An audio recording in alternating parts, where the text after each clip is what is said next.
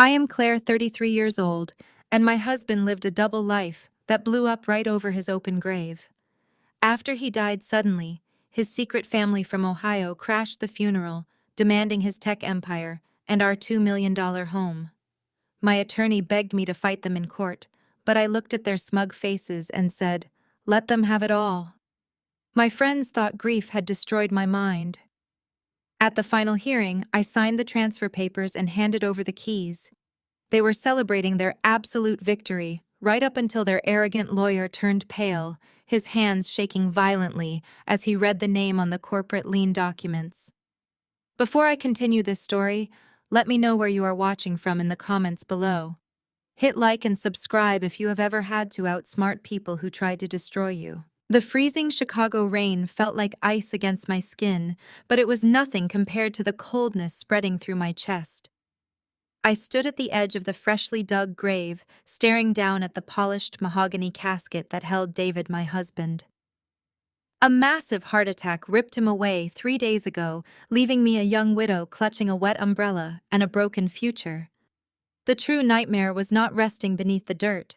It was walking right toward me across the wet cemetery grass. I looked up to see my in-laws Patricia and Richard marching toward the burial site. They had not answered a single one of my calls since I informed them of their son's death. Yet here they were traveling all the way from Ohio. Patricia was clutching the arm of a teary-eyed blonde named Rachel. Clinging to Rachel's other hand was a little boy, maybe 5 years old. Even through the torrential rain, the resemblance was a physical blow to my stomach. The boy had David's exact jawline. He had David's sharp, piercing blue eyes. "Do not you dare look at him!" Patricia hissed, her voice cutting clearly through the quiet hum of the remaining mourners. She stepped forcefully in front of the little boy, shielding him from my view. I stood frozen damp earth sinking beneath my heels. "Patricia, what is going on? Who is this?" This Patricia announced, raising her voice so the lingering tech executives and our mutual friends could hear every perfectly enunciated word, "is Rachel, David's true family. And this is Leo, his only son and rightful heir." Whispers erupted. My colleagues exchanged shocked glances.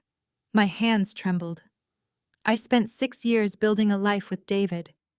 We tried for a baby for 3 years, enduring grueling fertility treatments that drained my physical and emotional reserves, only for him to comfort me with soft kisses, promising that it was just us against the world. While I was injecting myself with hormones, he had been taking frequent investor meetings in Ohio. It was not a startup he was visiting. It was his secret life. Rachel dabbed her eyes perfectly on cue, burying her face into Patricia's shoulder. "He promised me we would finally be together this year," she sobbed loudly. "He promised me he was leaving her." "And he did, sweetheart," Patricia cooed, glaring at me with unmasked venom. "He left her with nothing, just like she deserves." Before I could even process the magnitude of the betrayal, a tall shadow fell over me. It was Jamal, my sister-in-law Samantha's husband. Jamal was an African-American financial consultant known for aggressive corporate takeovers, a man who wore his arrogance like a tailored suit. He stepped forward, a smug smirk playing on his lips, holding a thick manila envelope protected by a waterproof sleeve. "You were always a bit slow on the uptake," Claire Jamal said, his voice smooth and patronizing. "David loved you as a comfortable placeholder in Chicago. But Rachel was his high school sweetheart. She gave him the son you could not. And before he passed, he made sure his real legacy was protected." He shoved the envelope into my chest. I grabbed it. "What is this?" I asked, my voice hollow. "That is an updated will," Jamal said, "dated just 6 months ago and fully notarized in the state of Ohio. David left the entirety of his tech company, the $2 million Chicago estate, and all liquid assets to Leo, with Rachel and his parents acting as the sole conservators of the trust. For years, David's family had treated me like garbage. They thought I was a glorified secretary, a low-level admin girl who got lucky marrying a tech genius. I never bothered to correct their assumptions at holiday dinners. I never bothered to explain that my actual title was senior corporate liquidator. I spent my days dismantling bankrupt corporations, tearing apart balance sheets to find hidden assets and toxic liabilities. I ruined greedy men for a living. But right now, standing in the rain, I was not a liquidator. I was a wife who realized her entire marriage was a meticulously crafted illusion. "You cannot be serious," I whispered, clutching the damp envelope. "He would not do this. He already did." Samantha chimed in, stepping out from behind Jamal. She looked me up and down with absolute disgust. "You do not belong here anymore, Claire. Go back to whatever cheap apartment you crawled out of. You are cut off." Jamal leaned in close. "I reviewed these documents myself, Claire. They are ironclad. You have zero claim to the company, and you have zero claim to the house. Consider this your formal notice. We will be arriving at the Chicago estate on Monday to take inventory. Have bags packed by then." I looked Jamal in the eye. Monday. Got it. I turned around and walked away from my husband's grave, taking the first step into a war they had no idea they had just started. The slow drive back from the cemetery was a blur of flashing traffic lights. My hands gripped the leather steering wheel so tightly my knuckles turned white. The heater blasted warm air, yet I could not stop shivering. The image of David's secret family burned behind my eyelids. Rachel standing there with that calculated look of sorrow. Patricia proudly presenting the grandson she had apparently known about for years. Jamal delivering the ultimate legal ambush right over the open earth of my husband's grave. It was a perfectly orchestrated execution. I did not drive to the $2 million estate I had shared with David. The thought of stepping into that house, seeing his shoes by the door, and the nursery we planned to decorate made my chest physically ache. I needed walls that belonged solely to me. I needed absolute silence. I steered my car toward the downtown financial district, pulling into the underground parking garage of my office building. The weekend security guard nodded as I swiped my badge, allowing me into the empty high-rise. I walked into my suite, turned on the harsh overhead lights, and dropped Jamal's manila envelope onto my glass desk. The grief that paralyzed me an hour ago was rapidly mutating into a cold, clinical focus. I was a woman who dismantled corporate empires. Dissecting a fraudulent life was entirely within my wheelhouse. I smoothed out the damp pages of the will. It was meticulously drafted, clearly bearing the hallmark of Jamal's aggressive financial background. The document named Rachel as the primary guardian of the newly inherited trust. Patricia and Richard held veto power over major asset liquidations. It cleanly excised me from every bank account, every stock option, and the deed to our home. I stared at the signature at the bottom of the page. It was indeed David's signature. I did not need a handwriting expert to tell me it was genuine. The sharp, aggressive slant of the letters was a perfect match. He had planned this. While I was picking out paint colors for a future we would never have, he had been sitting in an Ohio law office systematically stripping away my security to hand it to a woman he kept hidden for half a decade. He gave Jamal the keys to my destruction. My desk phone buzzed, shattering the silence of the empty office. It was my attorney, a sharp-toothed corporate litigator named Harrison. "Claire, I just heard what happened at the cemetery," Harrison said, his voice laced with genuine shock. "The entire tech sector is gossiping about it." "Are you okay?" "I have a copy of the new will in front of me," I replied, my voice eerily calm. Jamal handed it to me in the rain. I heard Harrison exhale sharply. "Listen to me, Claire. Do not pack your bags. We are going to contest this immediately. Under state law, a spouse cannot be entirely disinherited from a marital estate, regardless of an out-of-state document. We can tie them up in probate court for 5 years. We will freeze the corporate assets, demand a paternity test for the kid, and drag Rachel through the legal mud. I will make their lives a living nightmare." "No," I said. There was a long silence on the line. "No, Claire. They are trying to steal your home and your husband's entire company. They ambushed you at a funeral." "Harrison." I interrupted, leaning back in my leather chair. "Jamal is an arrogant predator. He thinks he has engineered the perfect hostile takeover of my life. If we fight him in probate court, it validates his power. It turns this into a bitter, drawn-out emotional battle over David's legacy. I do not want a battle. I want a slaughter." "What are you thinking?" Harrison asked, his tone shifting from protective to strictly professional. He knew exactly what I did for a living. He knew that when my voice dropped to this exact pitch, a corporation was about to be bled dry. I need you to pull the primary operating agreements for David's tech firm, I instructed. Pull the tax filings. Pull everything.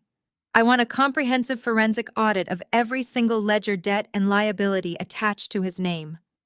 Jamal was so eager to secure the assets that I guarantee he did not run a deep forensic check on the liabilities. You think David was hiding financial trouble? Harrison asked. David was a man who successfully hid an entire family for 5 years, I stated, tracing the signature on the desk. A man capable of that deception is not keeping honest accounting books. He is hiding something massive. And Jamal, blinded by his own greed and his desire to humiliate me, just volunteered to take ownership of it. I will get my paralegals on it right now, Harrison promised. But Claire, you have to be careful. Jamal filed a 48-hour notice of eviction. He is going to try to physically force you out of that house on Monday. Let him, I said smoothly. Let him take the house. Let him take the company. I want them to feel like they have won an absolute, undisputed victory.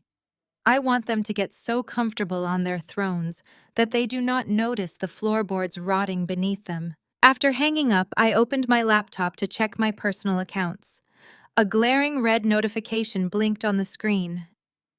Access denied. Joint account frozen by court order. Jamal had been incredibly busy while I was standing in the rain mourning my husband.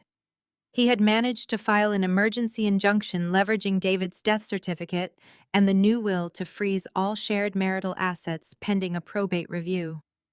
The legal ambush was complete. It was brilliant. He was trying to starve me out. He wanted me desperate, broke, and begging for a settlement before the 48 hours were up. I logged into a separate, highly encrypted portal. Jamal, Patricia, and David had always believed I was just a low-level administrative assistant making $40,000 a year. They never bothered to inquire how I funded my own expenses or what my job actually entailed. They did not know that my corporate liquidation bonuses were paid directly into an anonymous offshore limited liability company I established years before I even met David. I had over $3 million in untraceable liquid capital sitting in an account that did not have my name on it. I was not starving. I was heavily armed and ready for war. My cell phone vibrated against the glass desk, pulling my eyes away from the offshore account balance. It was an automated text message from my shared bank account, alerting me of a failed transaction. A subscription payment for David's favorite streaming service had bounced. I stared at the screen, the glaring red text serving as a harsh reminder of my new reality. The man who set up that account with me, the man who held my hand while we chose the passwords, had orchestrated my financial ruin. The grieving widow inside me took her final shuddering breath. In her place, the corporate liquidator woke up. I stood up and walked over to the floor-to-ceiling windows overlooking the city. For 6 years, I had viewed my marriage through the rose-colored glasses of a devoted wife. I trusted David implicitly. Now I forced myself to strip away the emotion and look at our life together as a hostile corporate entity. I needed to perform a forensic audit of my own past. Once I applied my professional methodology to our marriage, the red flags lit up the dark corners of my memory like distress flares. David always claimed his Ohio trips were critical for securing regional investors. He would pack his bags on a Thursday evening, kissing my forehead and promising to call me from the hotel. The hotel charges always matched his itinerary. The flight receipts were perfectly filed. He was meticulous. But I recalled the times he returned with a faint scent of baby powder or organic laundry detergent. I remembered the random weekend he completely powered down his phone, claiming a massive network outage at the Ohio data center. That was likely the exact weekend Rachel went into labor with Leo. The most sickening realization washed over me as I connected the timeline of Leo's birth to our fertility struggles. 5 years ago, I was injecting myself with hormones, enduring the physical and emotional toll of in vitro fertilization. I cried myself to sleep when the treatments failed. David held me, whispering that we would get through it together. He watched me endure painful procedures, watched me mourn the children we could not conceive, all while knowing he had a perfectly healthy infant son waiting for him in another state. The sheer level of sociopathic detachment required to play the comforting, childless husband while hiding a secret toddler was staggering. And then there were my in-laws, Patricia and Richard. Their sudden change in attitude over the past few years finally made sense. When David and I first married, Patricia was aggressively present, constantly calling and visiting our Chicago home. Then about 5 years ago, right around the time Leo was born, her visits abruptly stopped. She claimed the travel was becoming too difficult for Richard's back. Instead, David started traveling to them. They had actively harbored their son's second life. They sat at their dining table with Rachel and the boy, celebrating birthdays and holidays while I sat in Chicago, believing they were just elderly parents who preferred to stay home. They were accomplices. Jamal and Samantha had played their roles perfectly as well. Samantha always treated me with a thin veneer of condescension, viewing my job as a meaningless administrative role. Jamal, with his aggressive finance background and bespoke suits, thought he was the undisputed apex predator of the family. He viewed me as a fragile, uneducated civilian. He assumed freezing the bank accounts and flashing a legally dense document in my face would break me. He relied on the traditional playbook of overwhelming a grieving widow with complex legal maneuvers and immediate financial starvation. He thought I would panic. He did not realize he had just locked a true apex predator inside the vault. I walked back to my desk and opened a new encrypted file. I titled it Project Demolition. I began typing out every asset, every known associate, and every possible vulnerability tied to David's tech company. If Jamal wanted the keys to the kingdom, I was going to ensure he inherited a poisoned chalice. My mind raced through the mechanics of corporate liability. A company built by a liar is inherently unstable. David's tech firm appeared successful on paper, boasting a shiny headquarters and a roster of impressive clients. But an operation run by a man, juggling two distinct lives across state lines, requires massive hidden cash flow. The private flights, the second home for Rachel the Hush, money likely paid to keep his Ohio life insulated. None of that could be sustained on his stated executive salary alone. David was pulling funds from somewhere. I pulled out a legal pad and started sketching out the corporate structure of his firm. As a founder, he had fiduciary duties. If he was siphoning capital to fund his secret family, he was leaving a paper trail of financial crimes. All I had to do was find the loose thread and pull. The beauty of my profession is that I know exactly where corporate rats hide their stolen cheese. I spent the next 4 hours mapping out a comprehensive strategy. I would not fight the eviction. I would not fight the forged will. By stepping aside and letting Jamal and Patricia seize control of the estate and the company, they would legally assume total responsibility for everything attached to those entities. Under corporate law, when you aggressively assume control of an asset, you also inherit its liabilities. They were so blinded by the shiny facade of David's wealth that they never bothered to check the structural integrity of the foundation. The digital clock on my computer screen blinked 4 in the morning. Outside, the Chicago rain had finally stopped. The grieving wife who had walked into this office was gone forever. I closed my laptop tightly. Jamal had given me 48 hours to vacate the estate. I was going to use those hours to prepare a trap that would bankrupt their entire bloodline. The morning sun broke through the gray Chicago clouds, casting long, sharp shadows across the glass facade of David's tech headquarters. I pulled into the executive parking garage right at 8. I had not slept a single minute. The adrenaline pumping through my veins was cold and highly calibrated. My mind was incredibly sharp. I walked toward the private elevator. When I swiped my badge, the reader flashed a harsh red light. Access denied. I swiped it again. Red light. Before I could try again, the heavy glass doors slid open. 2 security guards stepped out. Behind them, stepping into the morning light with the swagger of a conquering king, was Jamal. Samantha stood beside him wearing a smug smile that practically glowed. Jamal adjusted his custom suit, savoring the moment. "I told you, Claire, you are completely cut off. Your access to this building, the company accounts, and the executive suites has been permanently revoked. I channeled the exact vulnerability they expected from a grieving widow. Jamal, you cannot do this. I am David's wife. Half of this company belongs to the marital estate. Samantha laughed sharply. You were his wife on paper. Rachel is the mother of his heir.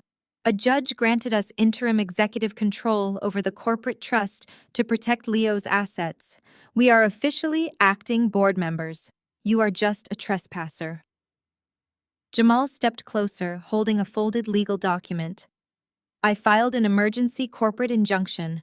The court agreed the company needed immediate leadership to prevent instability. They granted me full authorization to assume the role of interim CEO. The arrogance was impressive. Jamal knew absolutely nothing about running a software firm. He just saw a multi-million-dollar valuation and wanted the throne. I need to go upstairs, I said, allowing my voice to tremble. I have personal items in his office. Everything personal will be boxed up and shipped to whatever cheap apartment you rent. Samantha sneered. We are conducting a full inventory today. I looked past them at the security guards.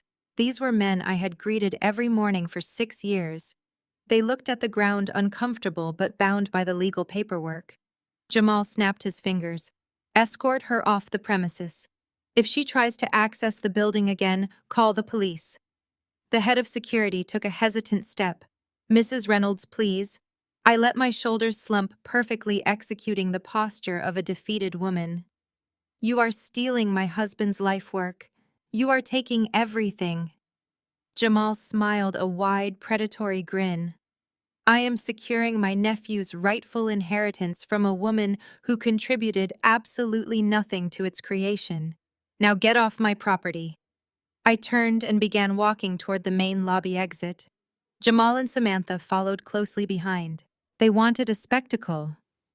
As we walked through the sprawling lobby, the lively chatter of the software engineers abruptly died down. Dozens of employees stopped in their tracks, holding their coffee cups, staring in shock as their late founder's wife was escorted toward the revolving doors like a criminal. I saw the head of human resources standing near the security desk. She looked absolutely horrified, her hand covering her mouth as Samantha glared at her. Nobody dared to intervene. They all knew their paychecks now depended on the arrogant man leading the charge. I kept my head bowed. I wanted the employees to see a devastated widow. I wanted Jamal to feel the intoxicating rush of absolute power. When a predator feels invincible, they stop checking their blind spots. Revoke her parking validation immediately, Samantha announced to the receptionist. We do not subsidize non-employees. I pushed through the revolving doors onto the Chicago sidewalk. Jamal stood proudly on the other side of the glass, giving me a final mocking salute before turning his back and walking away. I stood on the pavement for 60 seconds, letting the wind hit my face. My performance was over. The trembling stopped. My posture straightened. I pulled my phone from my pocket and dialed Harrison's secure line. He answered on the first ring. Are you in the building I just got thrown out? I replied, my voice brisk and sharp. Jamal secured an emergency injunction for interim executive control. He just claimed the title of acting CEO in front of the entire lobby. Harrison chuckled darkly. He actually took the title. He assumed the executive seat before auditing the corporate liabilities. He practically sprinted to the throne, I confirmed. He wants the glory. He wants to sit behind David's desk and play the corporate titan. He just formally and legally tied himself to the company's operational responsibilities. The idiot put his head in the noose, Harrison said. I have my forensic team ripping through the filings right now. We already found discrepancies in the offshore vendor payments. It is bad, Claire. It is worse than we thought.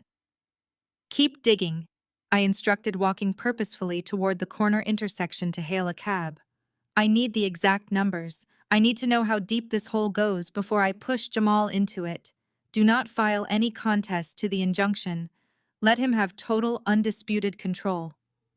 Understood, Harrison replied. What is your next move? They are coming to the house this afternoon to evict me and take inventory of the residential assets, I said, flagging down a passing taxi. I need to prepare the staging ground. I am going to give them the keys to the castle. I slid into the back of the cab and gave the driver the address to the $2 million estate I had shared with a ghost. Jamal and Samantha thought they had completely neutralized me. They thought I was a helpless administrative girl who would shrink away into the night.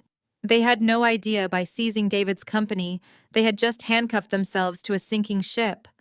And I was the one holding the explosives to blow a hole in the hull. The cab dropped me off at the edge of the sprawling circular driveway. The estate loomed before me, a massive stone structure that felt entirely foreign. I unlocked the front door and stepped into the grand foyer. The silence of the empty house was immediately shattered by the relentless buzzing of my cell phone. It was not Harrison with a legal update. It was a rapid, unending stream of social media notifications. I pulled the phone from my coat pocket and looked at the screen. The notifications were multiplying by the second. Direct messages, tags, comments, and alerts from people I had not spoken to in years. I opened my social application and found the source of the digital avalanche. Rachel had now gone entirely public. She did not just post a simple announcement.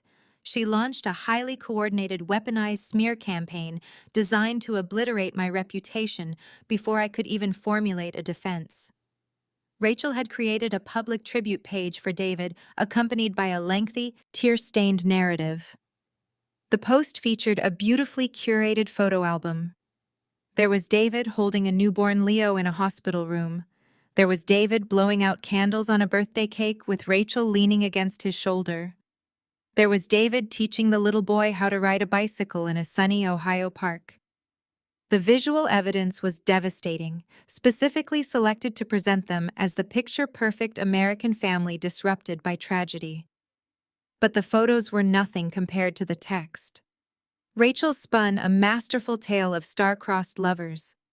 She claimed she and David were high school sweethearts who never stopped loving each other. According to her post, David made a foolish mistake marrying me during a brief period when they were separated. She painted me as a manipulative, money-hungry opportunist who trapped a brilliant tech founder in a loveless marriage. She claimed David stayed with me only because I threatened to ruin his company and his reputation if he ever tried to leave. She wrote that David desperately wanted to bring his true family to Chicago, but I held him hostage financially. The narrative was entirely fabricated, completely reversing the roles of victim and predator. Rachel portrayed herself as the patient, supportive mother waiting in the wings, while I was the wicked warden keeping a father away from his only son. She concluded the post by announcing that David finally found the courage to update his will before his tragic death, ensuring that his true family would inherit his legacy, despite my alleged attempts to steal it all. The reaction was immediate and brutal. Jamal mobilized his own network to amplify the post, sharing it across business platforms and social circles. Samantha was in the comments validating every single lie. She wrote paragraphs about how the family always knew I was a toxic presence, how I isolated David from his parents, and how relieved they were that Rachel and Leo were finally getting justice. I watched in real time as my entire social support system collapsed. The mutual friends I shared with David, the couples we hosted for dinner parties, the wives I went to brunch with, they all turned on me with terrifying speed. People love a scandal, especially when it involves a wealthy widow falling from grace. The hateful comments piled up. Acquaintances called me a gold digger. Complete strangers demanded I be investigated for fraud. My phone vibrated with a direct message from my closest friend, a woman I had known for 4 years. I opened the message expecting a lifeline. Instead, I read a cold, sharp dismissal. She asked how I could possibly keep a father away from his child for 5 years. Before I could even type a response, the application notified me that I had been blocked. Another message arrived from a woman who sat next to me at David's holiday party. She told me I was a monster for trying to steal a little boy's inheritance. Then she blocked me. Within 2 hours, I was completely isolated. Jamal and Rachel executed a flawless character assassination. In the corporate world, destroying an opponent's credibility is the first step in a hostile takeover. If nobody trusted me, nobody would believe me if I cried foul about the forged will or the illegal seizure of the company. Any defense I mounted would simply be viewed as the desperate thrashing of a greedy woman caught in a lie. They successfully shifted the entire narrative, making themselves the heroes taking back a stolen empire. I stood in the center of the vast, quiet living room, holding the phone in my hand. A normal person would have crumbled. A normal widow would have taken to the internet, frantically typing out defenses, posting screenshots of happy marriage photos, begging people to believe the truth. But engaging in a public mudslinging match is exactly what Jamal wanted. He wanted me distracted by public opinion, while he solidified his grip on the actual assets. I did not type a single defense. I did not shed a single tear. I calmly took screenshots of every post, every comment from Samantha, and every bold claim Jamal made sharing the article. I archived the entire smear campaign into my encrypted project folder. In the world of corporate litigation, public defamation is a valuable currency. They were handing me actionable evidence of malicious intent on a silver platter. They were documenting their own arrogance perfectly. Let them have the sympathy of the internet. Let them bask in the supportive comments and the digital applause. I did not need followers. I needed leverage. And while Rachel was busy managing her newfound internet fame, I was quietly preparing to sever the financial arteries of the very empire she thought she just inherited.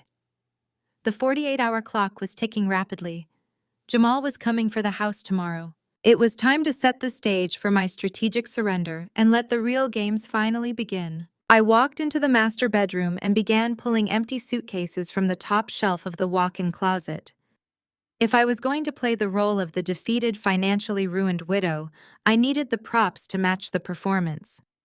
I grabbed a stack of basic, unremarkable clothing, leaving the designer suits and expensive jewelry untouched.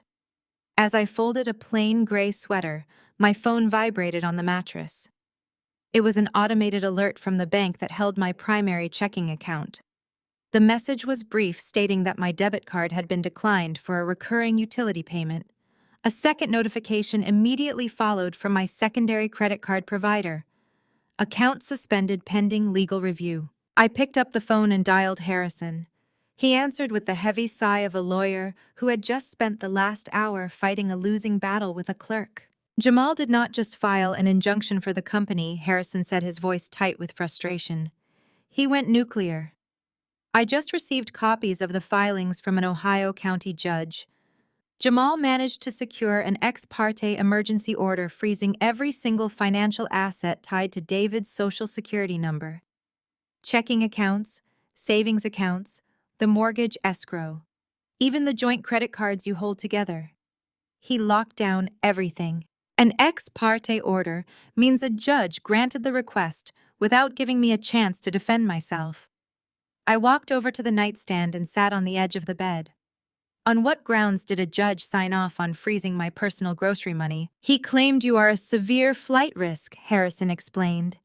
Jamal submitted an affidavit swearing that you were actively attempting to liquidate corporate assets and wire the funds offshore. Because David's name was listed as the primary account holder on your joint finances, the judge granted a temporary freeze to prevent asset dissipation until the probate hearing.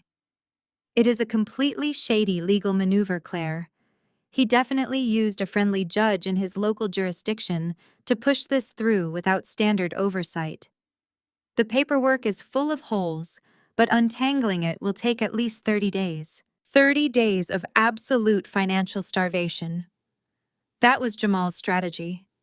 He knew that contesting a forged will and fighting a hostile corporate takeover required high-powered, expensive litigation. By cutting off my access to the joint funds, he assumed he was cutting off my ability to pay Harrison. He wanted me desperate, broke, and unable to afford a taxi, let alone a protracted legal battle. He expected me to panic and settle for pennies on the dollar just to survive the month. I remembered the day David and I opened those joint accounts. We had just returned from our honeymoon. David sat next to me at the bank manager's desk, holding my hand and insisting that he handle all the primary financial responsibilities. He told me I worked too hard at my administrative job and that he wanted to take the stress of managing household bills off my shoulders. I thought he was being a devoted, protective husband. Now, looking back through the lens of a corporate liquidator, I realized he was systematically ensuring I had zero financial autonomy. He was building a cage disguised as a safety net. "Claire, are you there?" Harrison asked, his voice pulling me back to the present. "I can file an emergency counter motion tomorrow morning. I can request a living allowance be released to you from the frozen funds. We can fight this freeze." "Absolutely not," I instructed. "Do not file any counter motions. Do not ask for a living allowance. If Jamal wants to play the role of the ruthless conqueror, we are going to let him believe his siege was a total success." Harrison sounded thoroughly confused. "Claire, how are you going to buy groceries? How are you going to pay for a hotel when they kick you out of the house tomorrow? You cannot fight a war on an empty stomach." "I am not hungry, Harrison," I replied. Jamal froze the accounts tied to David's name. He froze the accounts he knew about.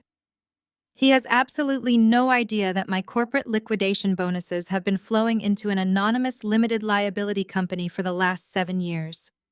Apex Holdings is fully funded, entirely untraceable, and sitting on over $3 million in liquid capital.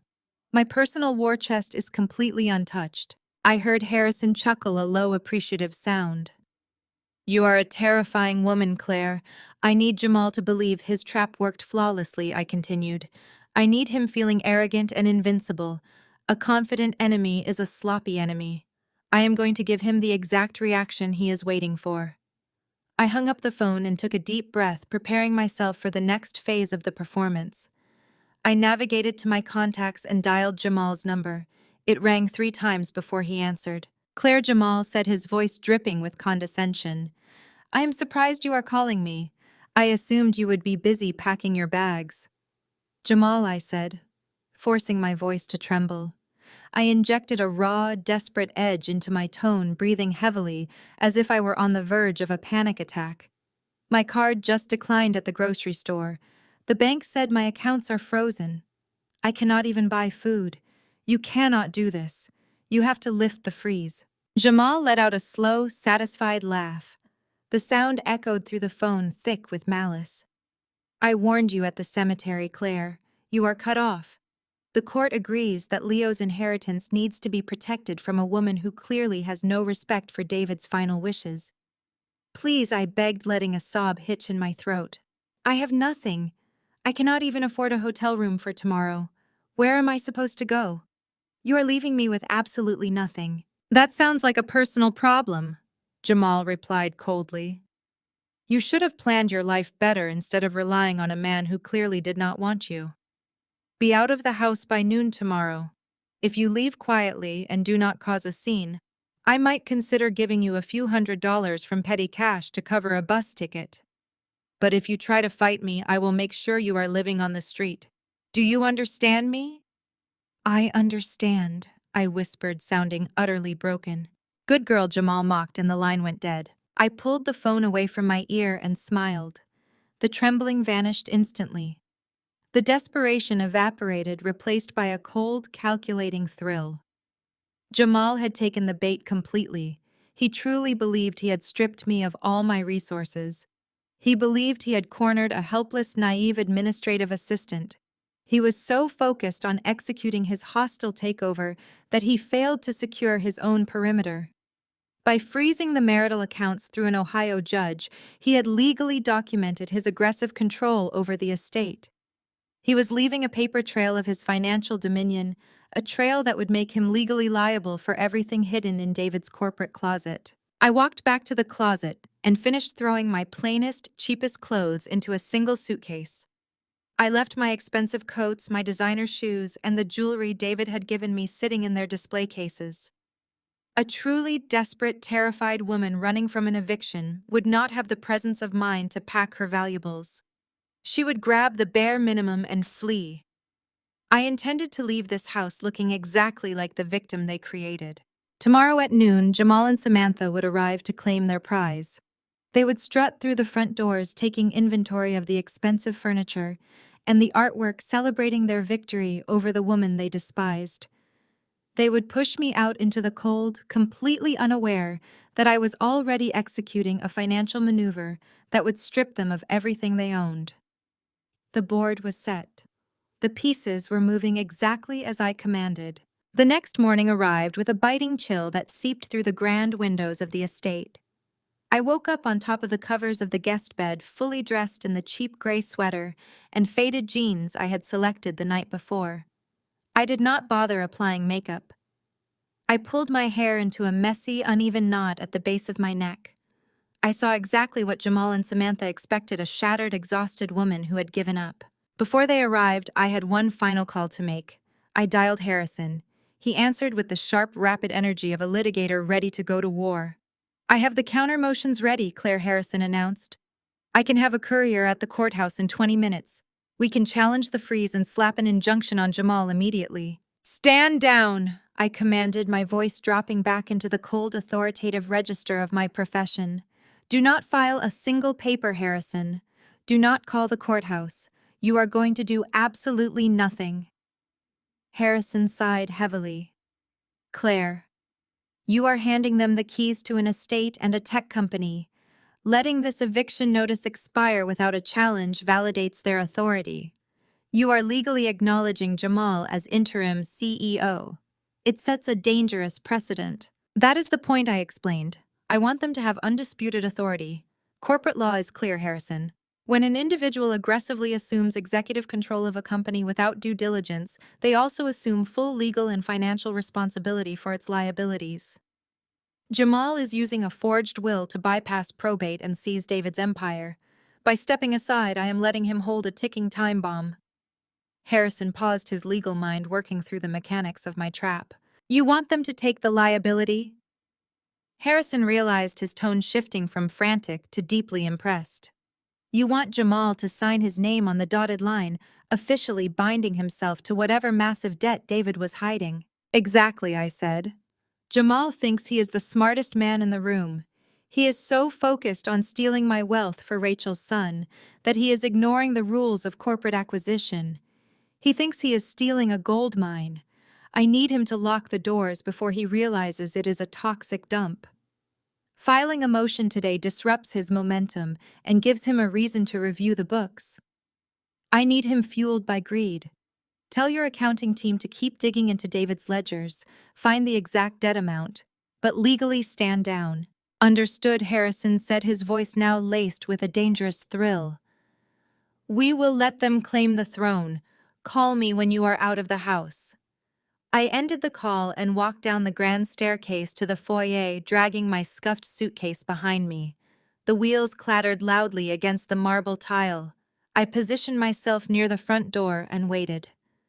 I practiced my breathing, making my chest heave, forcing my eyes to stay wide and watery. At noon, a black SUV pulled into the driveway.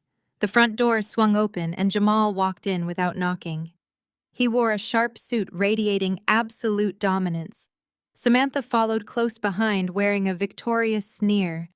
She looked around the beautiful space as if I were a pest she had just hired someone to exterminate. "Right on time," Jamal said, checking his expensive watch. "I am glad to see you decided to be reasonable, Claire. It makes this transition much easier for everyone." I let out a ragged, trembling breath. I shrank back against the wall, clutching the handle of my cheap suitcase. "Where am I supposed to go?" I asked, my voice cracking perfectly on the last word. "You took my home. You took my money. I have nothing left, Jamal." Samantha laughed, a cruel sound echoing off the high ceilings. "Stop the waterworks, Claire. You never belonged here anyway. David only kept you around because it was convenient. Now that his real son is provided for, you can go back to being a nobody. You should be grateful we are not charging rent for the years you lived here." I stared at the floor, biting my lip to force a tear to spill over my eyelashes. "Please," I whispered, sounding thoroughly crushed. "I just lost my husband. Can you at least give me a few days to figure out a hotel? I cannot access my accounts. I cannot even afford a meal." Jamal stepped closer, towering over me. His dark eyes were cold, devoid of any human empathy. He pulled a crisp $50 bill from his money clip and let it flutter to the marble floor at my feet. "Take a bus," Jamal ordered. "You are no longer part of this family, Claire. The company belongs to Leo. The estate belongs to the trust. I am the acting CEO, and I want you off my property before I have you arrested for trespassing. Do not try to fight us in court.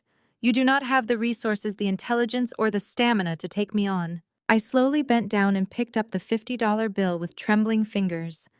I looked up at him with wide, defeated eyes. "I will not fight you," I surrendered, letting a sob tear from my throat. "Just please leave me alone. I will sign whatever you want. I just want this nightmare to end." Jamal smirked, completely satisfied with his absolute victory. "We will send the final relinquishment papers to your lawyer next week. Now get out." I grabbed my suitcase, kept my head bowed, and walked out the front doors into the brisk Chicago air. I did not look back. I shuffled down the driveway, playing the broken widow, until I rounded the corner and disappeared from their sight. Then I stopped. I stood up straight. I brushed the dust off my jeans and tucked the $50 bill into my pocket. The tears vanished, replaced by a cold, calculating grin. They had taken the bait completely. The trap was set, the door was locked, and Jamal had just handed me the match to burn their entire lives to the ground. I walked 2 blocks down the leafy suburban street until I reached a busy intersection. I hailed a rideshare using a secure prepaid phone I kept exclusively for corporate investigations. I directed the driver to a luxury corporate high-rise downtown.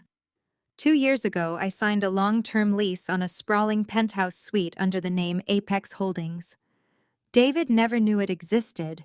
It was my professional command center, completely insulated from the marital estate and completely untraceable. I entered the suite, the heavy biometric locks clicking securely shut behind me. The space was sleek, minimalist, and dominated by a custom-built server rack and a desk with 4 curved monitors. I tossed the cheap suitcase into a corner and threw the gray sweater in the trash.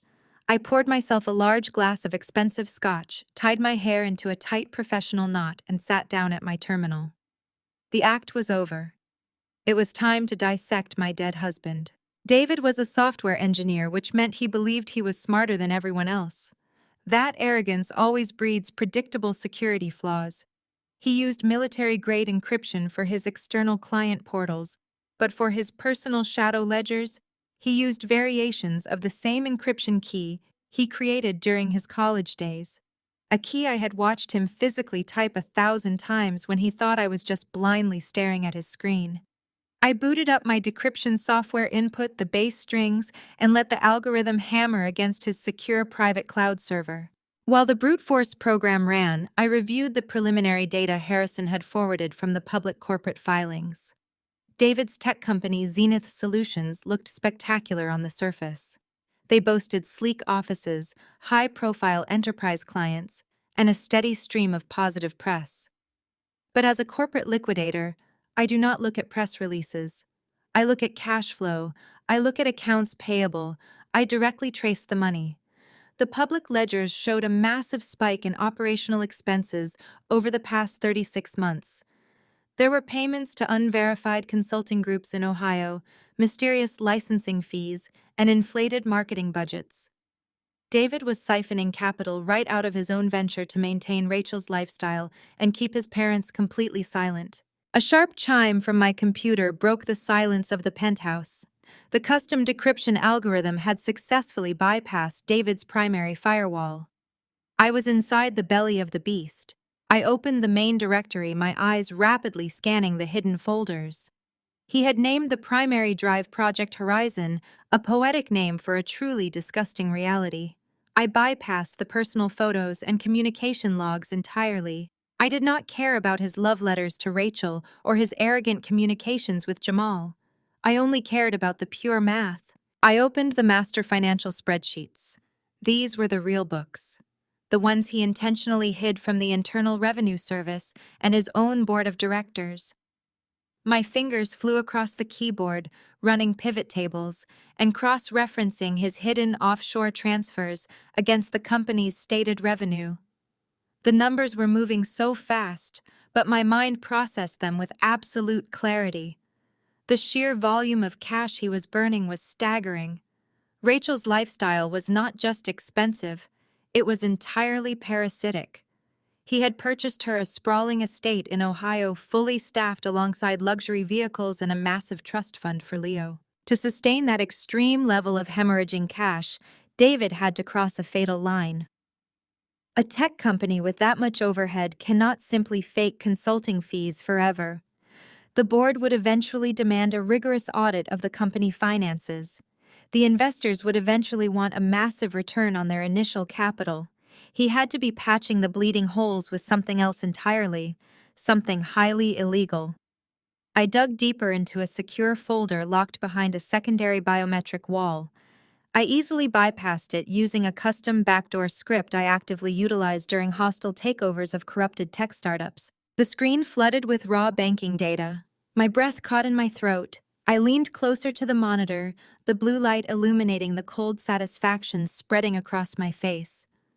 David had not just been skimming profits to fund his double life. He had been actively stealing from his own corporate tax escrow. He had stopped paying federal payroll taxes for his hundreds of employees nearly 3 years ago. Instead of sending the money to the government, he routed it through a maze of dummy shell companies directly into his Ohio accounts. The severe financial penalties, the massive compounded interest, the sheer scale of the federal crime was absolutely breathtaking. And Jamal, the supposedly brilliant, highly aggressive financial consultant, had completely missed it. He was so desperate to seize the CEO title and legally claim the $2 million Chicago house that he bypassed basic standard corporate due diligence. He did not hire an independent auditor. He just forged a will and blindly grabbed the steering wheel.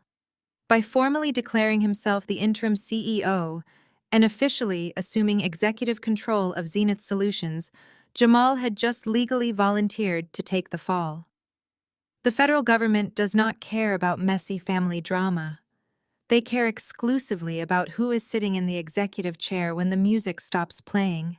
But David's federal tax fraud was just the beginning. The numbers still did not balance perfectly. Even with the stolen tax funds, David was still falling severely short. He needed a massive, immediate injection of untraceable cash to keep the entire house of cards from collapsing before his sudden death.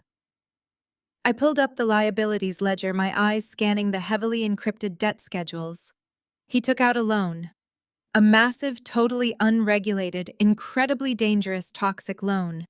And he used personal collateral to secure it. I clicked open the final encrypted folder, fully ready to see exactly who David had sold his soul to. The screen flashed green as the final decryption protocol finished its brutal work. A scanned digital document loaded into the secure viewer. I leaned closer to the monitor, staring at the corporate letterhead. It was not a traditional banking institution.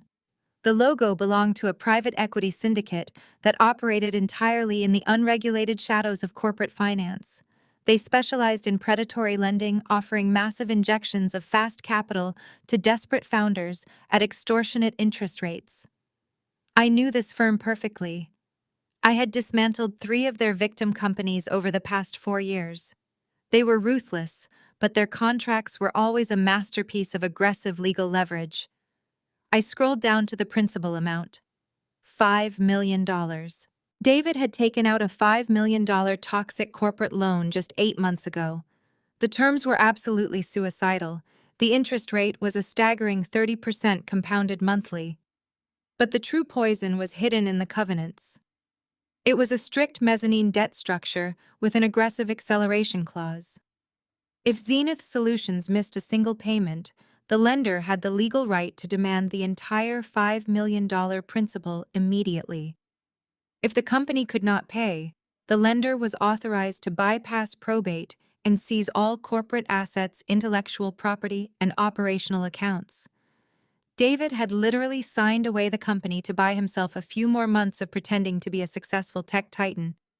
He needed that $5 million to keep the server farms running and the payroll clearing while he funneled every other spare cent into Rachel's luxurious Ohio lifestyle. I pulled up the corporate balance sheet and overlaid it with the loan amortization schedule. The truth was glaringly obvious. Zenith Solutions was a completely hollow shell. The entire company was a magnificent optical illusion.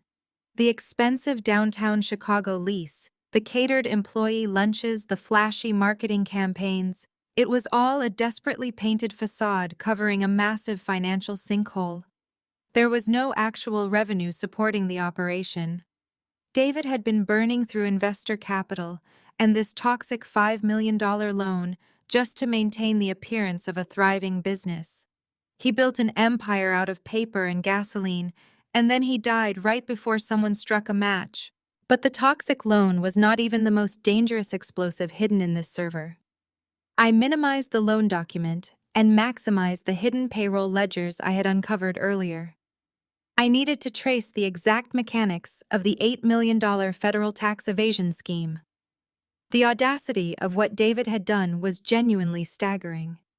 He had not simply failed to pay corporate taxes. He had committed direct systematic fraud against his own employees and the federal government. Every 2 weeks, Zenith Solutions issued paychecks to its hundreds of software engineers, sales representatives, and administrative staff. Those paychecks showed the standard federal and state tax withholdings deducted from their gross pay. The employees reasonably believed their taxes were being responsibly remitted to the Internal Revenue Service. They were deeply mistaken. David had engineered a shadow routing protocol within the accounting software. The money withheld from the employees was quietly diverted into a series of dummy accounts registered to obscure shell entities in Ohio. Instead of paying the federal government $8 million over the course of 3 years, David stole the withheld taxes to purchase Rachel's sprawling estate fund, Leo's private trust, and buy the expensive sports cars parked in their driveway. Stealing employee tax withholdings is not a standard civil violation. It is a massive federal felony. The Internal Revenue Service does not negotiate when it comes to stolen payroll taxes. They investigate, they penalize, and they pierce the corporate veil to hold the acting executives personally liable for the stolen funds. This was the magnificent trap Jamal had just blindly vaulted into. In corporate law, whoever occupies the executive chair when the music stops is the one forced to face the music. By marching into the lobby, flashing his forged will, and securing an emergency court order to declare himself the acting chief executive officer of Zenith Solutions, Jamal had formally assumed the fiduciary duties of the company. He wanted the power, the prestige, and the $2 million house. He wanted to parade around Chicago as a conquering financial consultant. But by aggressively taking legal control of the entity, he had legally chained himself to the $8 million federal tax liability and the $5 million toxic loan. He bypassed standard due diligence because he was entirely blinded by greed and his arrogant desire to humiliate me. If Jamal had simply hired an independent auditor to review the books before filing his emergency injunction, he would have seen the massive irregularities. He would have walked away from the smoking crater of David's legacy. But Jamal viewed me as an uneducated civilian. He thought the only obstacle between him and immense wealth was a grieving widow who could be easily terrified by frozen bank accounts and an eviction notice. He spent his energy securing an Ohio judge to lock down my grocery money, completely failing to secure his own corporate perimeter. He assumed he was stealing a gold mine. He had absolutely no idea he had just broken into a burning building and proudly locked the doors from the inside. I sat back in my leather chair, taking a slow sip of my scotch. The burning sensation in my throat matched the cold, mechanical joy radiating through my chest. There were no tears left for David. The man I married was a complete fiction, a sociopathic narcissist who destroyed our financial future to fund his deception. The grief was entirely gone, replaced by the precise, calculating energy of my profession. I looked at the calendar on my monitor. The next payment for the $5 million toxic loan was due in exactly 5 days. When that payment inevitably bounced, the private equity firm would trigger the acceleration clause and demand the entire principal. At the exact same time, the end of the fiscal quarter was approaching, meaning the Internal Revenue Service automated auditing systems would soon flag the missing $8 million in payroll taxes. The federal government and ruthless private equity predators were about to converge on Zenith Solutions simultaneously. Jamal and Patricia thought they had won the ultimate victory. They thought they had left me with absolutely nothing. They were currently sleeping soundly, dreaming of their newly stolen empire, entirely oblivious to the catastrophic financial avalanche hovering directly above their heads. The math was perfect. The destruction was guaranteed. Now I just needed to secure my own position as the ultimate predator in this corporate ecosystem. I opened the collateral annex of the loan agreement. Private equity firms operating in the unregulated shadows do not lend $5 million to a struggling software company on good faith alone. They demand blood. They demand hard, tangible assets. They require an ironclad guarantee that if the cash flow completely stops, they can legally strip the founders of everything they own. I needed to see exactly what David had offered them to secure that massive injection of capital. I scrolled through the first page of the asset schedule. The first item listed was the Chicago estate. David had forged my signature on a quit-claim deed to use our marital home as the primary collateral. I felt a brief flash of disgust at the blatant forgery, but I quickly suppressed it. The house was already gone in my mind. Jamal and Samantha could enjoy the grand staircase and the marble foyer for a few more weeks. It did not matter. But a $5 million high-risk loan required significantly more backing than a $2 million house with an existing mortgage. I scrolled further down the highly encrypted digital page to Schedule B, Real Estate Assets. The address leaped off the screen. A sprawling 6-bedroom property in a wealthy suburb of Columbus, Ohio. The primary residence of Patricia and Richard. The house where David grew up. The house where they had been proudly hosting Rachel and Leo behind my back, celebrating holidays and birthdays, while I was sitting alone in Chicago. My fingers hovered over the keyboard as I processed the sheer magnitude of David's betrayal against his own bloodline. He had not just lied to me, he had quietly mortgaged his parents' entire retirement security to keep his fraudulent tech empire afloat. I pulled up the appended guarantor signatures. There it was. Richard's distinct looping handwriting on a corporate surety bond. David must have slipped the document into a stack of routine tax paperwork years ago, leveraging his father's absolute blind faith in his genius son. Richard signed away his home without ever reading the fine print. But the list of collateral did not stop there. I scrolled to Schedule C. Another property address, this one located in an exclusive gated community in Atlanta, Georgia, the primary residence of Jamal and Samantha. I actually laughed aloud. The sound was sharp and metallic in the empty penthouse. Jamal, the aggressive African-American financial consultant, the man who prided himself on tearing apart balance sheets and intimidating weaker opponents, had been completely played by his own brother-in-law. Years ago, when David was seeking initial seed capital for Zenith Solutions, Jamal had enthusiastically joined the board as an early advisory partner. It was a vanity title, a way for Jamal to brag at expensive country clubs about his high-level involvement in a hot tech startup. But that vanity title came with standard corporate guarantor paperwork. David kept those blank guarantor forms sitting in a secure drawer for 5 years. When the toxic shadow lenders demanded more collateral for the $5 million emergency injection, David simply attached Jamal's previously signed advisory agreements to the debt schedule. He cross-collateralized Jamal's luxury Atlanta estate without making a single phone call. The absolute brutal poetry of the situation was staggering. Jamal marched into the Chicago cemetery and shoved a forged will into my chest, desperate to steal a company that was secretly preparing to foreclose on his own home. He locked me out of the corporate headquarters, legally declaring himself the interim chief executive officer, essentially validating all the prior corporate debt structures. By aggressively verifying the company operations in probate court to secure Leo's inheritance, Jamal legally cemented the toxic loan validity. He had locked his own front door from the outside and happily handed the key to a ruthless shadow lender.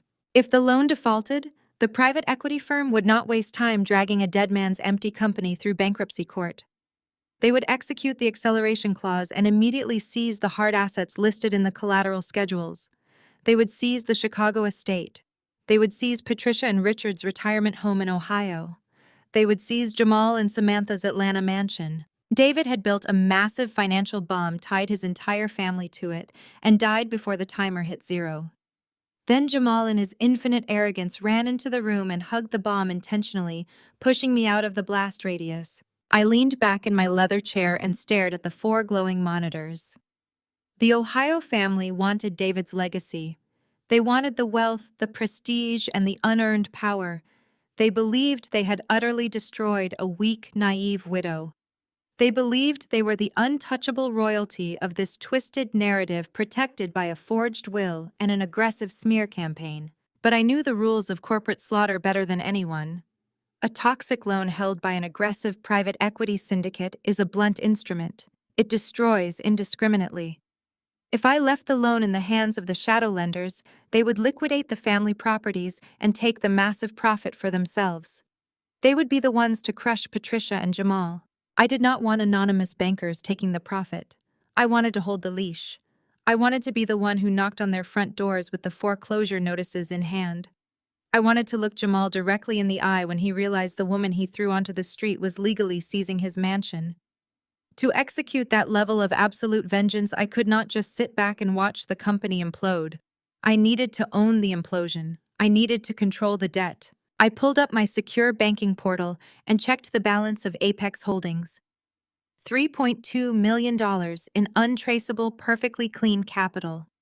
It was not enough to pay off a $5 million loan, but in the high-stakes world of distressed corporate debt, you never pay full price. Shadow lenders hate risk. They deal in fast, liquid capital. When a corporate founder dies unexpectedly, any outstanding loan immediately gets flagged as highly distressed. The private equity firm holding David's note was likely already panicking behind closed doors. They were looking at a dead chief executive officer, a messy probate battle, and a potentially drawn-out legal fight to seize residential collateral across 3 different state lines. They wanted out. They would gladly sell that toxic debt for pennies on the dollar to anyone willing to assume the massive headache of collection. I was going to be their perfect buyer. I was going to purchase the heavy steel chains that bound my in-laws and hold the keys securely in my own hand. The legal ambush they initiated at the cemetery was about to be met with a corporate execution. I picked up my secure phone and scrolled through my encrypted contact list. I needed a proxy. I could not approach the private equity firm directly. If they saw David's widow trying to buy his toxic debt, they would immediately smell blood in the water. They would raise the price, assuming I was acting out of desperate sentimentality to save my husband's legacy. I needed them to believe they were dealing with a faceless, ruthless corporate vulture who only cared about stripping the copper wire out of a burning building. I tapped the name Donovan Cross. Donovan was a senior distressed debt broker based in Manhattan. We had collaborated on a dozen high-profile liquidations over the past decade. He was a shark in a tailored suit, a man who negotiated massive asset transfers before his morning coffee. He answered on the second ring. Claire Donovan said, his voice sharp and alert. "I saw the news about David. My condolences. I assume this is not a social call." "I am liquidating Zenith Solutions," I stated flatly. "I need you to act as my broker." Donovan paused. "Your husband's firm." "The industry chatter says his brother-in-law just filed an injunction to seize control. The street thinks the company is a gold mine." "Why are you liquidating?" "Because the street is looking at a mirage," I explained. David was running a shadow ledger. He took out a $5 million mezzanine loan from Obsidian Credit 8 months ago. The company is completely hollow. Jamal, the brother-in-law, just assumed executive control without running a forensic audit. He legally chained himself to the sinking ship. Donovan let out a low whistle. Obsidian Credit. Those guys are absolute butchers. They hold paper with immediate acceleration clauses.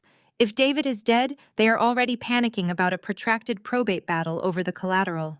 Exactly, I said. They want out. They want fast liquidity to cover their exposure. I want you to reach out to Obsidian today. Tell them you represent a private entity called Apex Holdings. Offer to buy the entire $5 million debt portfolio, including all attached collateral covenants, but offer them a fraction of the value. Play hardball. Remind them that collecting from a dead founder's messy estate across 3 state lines will take years. Donovan understood the assignment perfectly. He knew how to leverage fear in the financial markets. Obsidian Credit was currently staring at a $5 million black hole. By offering them a clean, immediate exit, we were doing them a favor. I stayed on the secure line while Donovan initiated a conference call with the managing partners at Obsidian. I muted my microphone, listening silently as the transaction unfolded. The executives at Obsidian were furious, defensive, and ultimately desperate. Donovan was masterful. He casually highlighted every single risk factor. He mentioned David's sudden death. He mentioned the potential instability of interim leadership. He painted a picture of endless litigation and depreciating assets. My client Apex Holdings is willing to take this toxic asset off your books today, Donovan pitched smoothly. We will assume the collection risk. We will assume the legal friction. We are offering $1.2 million for the entire portfolio, cash transfer within 2 hours. The Obsidian executives scoffed at the initial offer. They demanded $3 million. Donovan countered with 1.5. The negotiation was a brutal, rapid-fire exchange of financial threats and risk assessments. I sat in my penthouse watching the city traffic below, feeling a profound sense of control. This was my arena. After 40 minutes of aggressive haggling, Obsidian Credit caved. The final purchase price was agreed upon at $1.8 million. I was buying absolute dominion over my husband's entire family for less than $2 million. Send the transfer protocols to the holding account, Donovan instructed the executives. He ended the conference call and clicked back over to my line. The paper is yours, Claire. $1.8 million. They are drafting the assignment of debt right now. Apex Holdings is about to become the primary secured creditor for Zenith Solutions. You earned your commission today, Donovan, I said, a rare, genuine smile touching my lips. Keep the transaction absolutely quiet. I do not want the new executive team at Zenith knowing their debt just changed hands. They need to discover it on my schedule. I opened the offshore banking portal for Apex Holdings. I initiated the wire transfer of $1.8 million directly to Obsidian Credit. The progress bar loaded quickly. When the screen flashed green confirming the transaction, a wave of cold satisfaction rushed through my veins. The deed was done. The private equity firm released their claim. Apex Holdings officially owned the $5 million note. I immediately downloaded the newly assigned debt schedules. I was now the legal owner of the lien on the Chicago estate. I was the legal owner of the lien on Patricia and Richard's retirement property in Ohio. I was the legal owner of the lien on Jamal and Samantha's luxury mansion in Atlanta. The power dynamic had shifted so violently that the shockwave simply had not reached them yet. Jamal was currently sitting in David's office, barking orders at software engineers and pretending to be a corporate giant. Patricia and Samantha were likely planning how they would divide my personal belongings tomorrow at noon. They believed they held all the leverage because they possessed a forged will and an emergency court order. They did not understand that corporate debt supersedes inheritance. A will only dictates how positive assets are distributed after all creditors have been paid in full. Since Zenith Solutions owed me $5 million, and the collateral securing that debt was their personal homes, they were technically already bankrupt. They just had not received the paperwork yet. I began drafting the formal notice of default. According to the original loan covenants, the next massive interest payment was due on the 1st of the month, which was exactly 5 days away. Jamal, in his total ignorance of the shadow ledgers, would not authorize that payment. He did not even know the loan existed. He would miss the deadline. When the grace period expired, Apex Holdings would be legally authorized to trigger the acceleration clause, demanding the entire $5 million principal immediately. When Jamal inevitably failed to produce $5 million in cash, I would execute the collateral seizure. I spent the next hour preparing the preliminary foreclosure documents for all 3 residential properties. I formatted the legal headers, filled in the addresses, and prepared the demand letters. I left the date fields blank, ready to be submitted to the respective county courts the second Jamal defaulted. My financial freeze was complete. My trap was perfectly constructed and fully armed. The offshore account had successfully laundered my involvement. On paper, Apex Holdings was a faceless, ruthless corporate entity based out of Delaware, represented by a high-priced legal team. There was absolutely nothing connecting Claire, the grieving, destitute widow, to the predatory corporation about to swallow Jamal's world whole. I poured the last sip of scotch into my glass and raised it toward the glowing monitors. I toasted to the absolute ruin of the people who thought they could bury me. Tomorrow, I would put on my cheap gray sweater, walk back into the house, and play the role of the shattered victim one last time.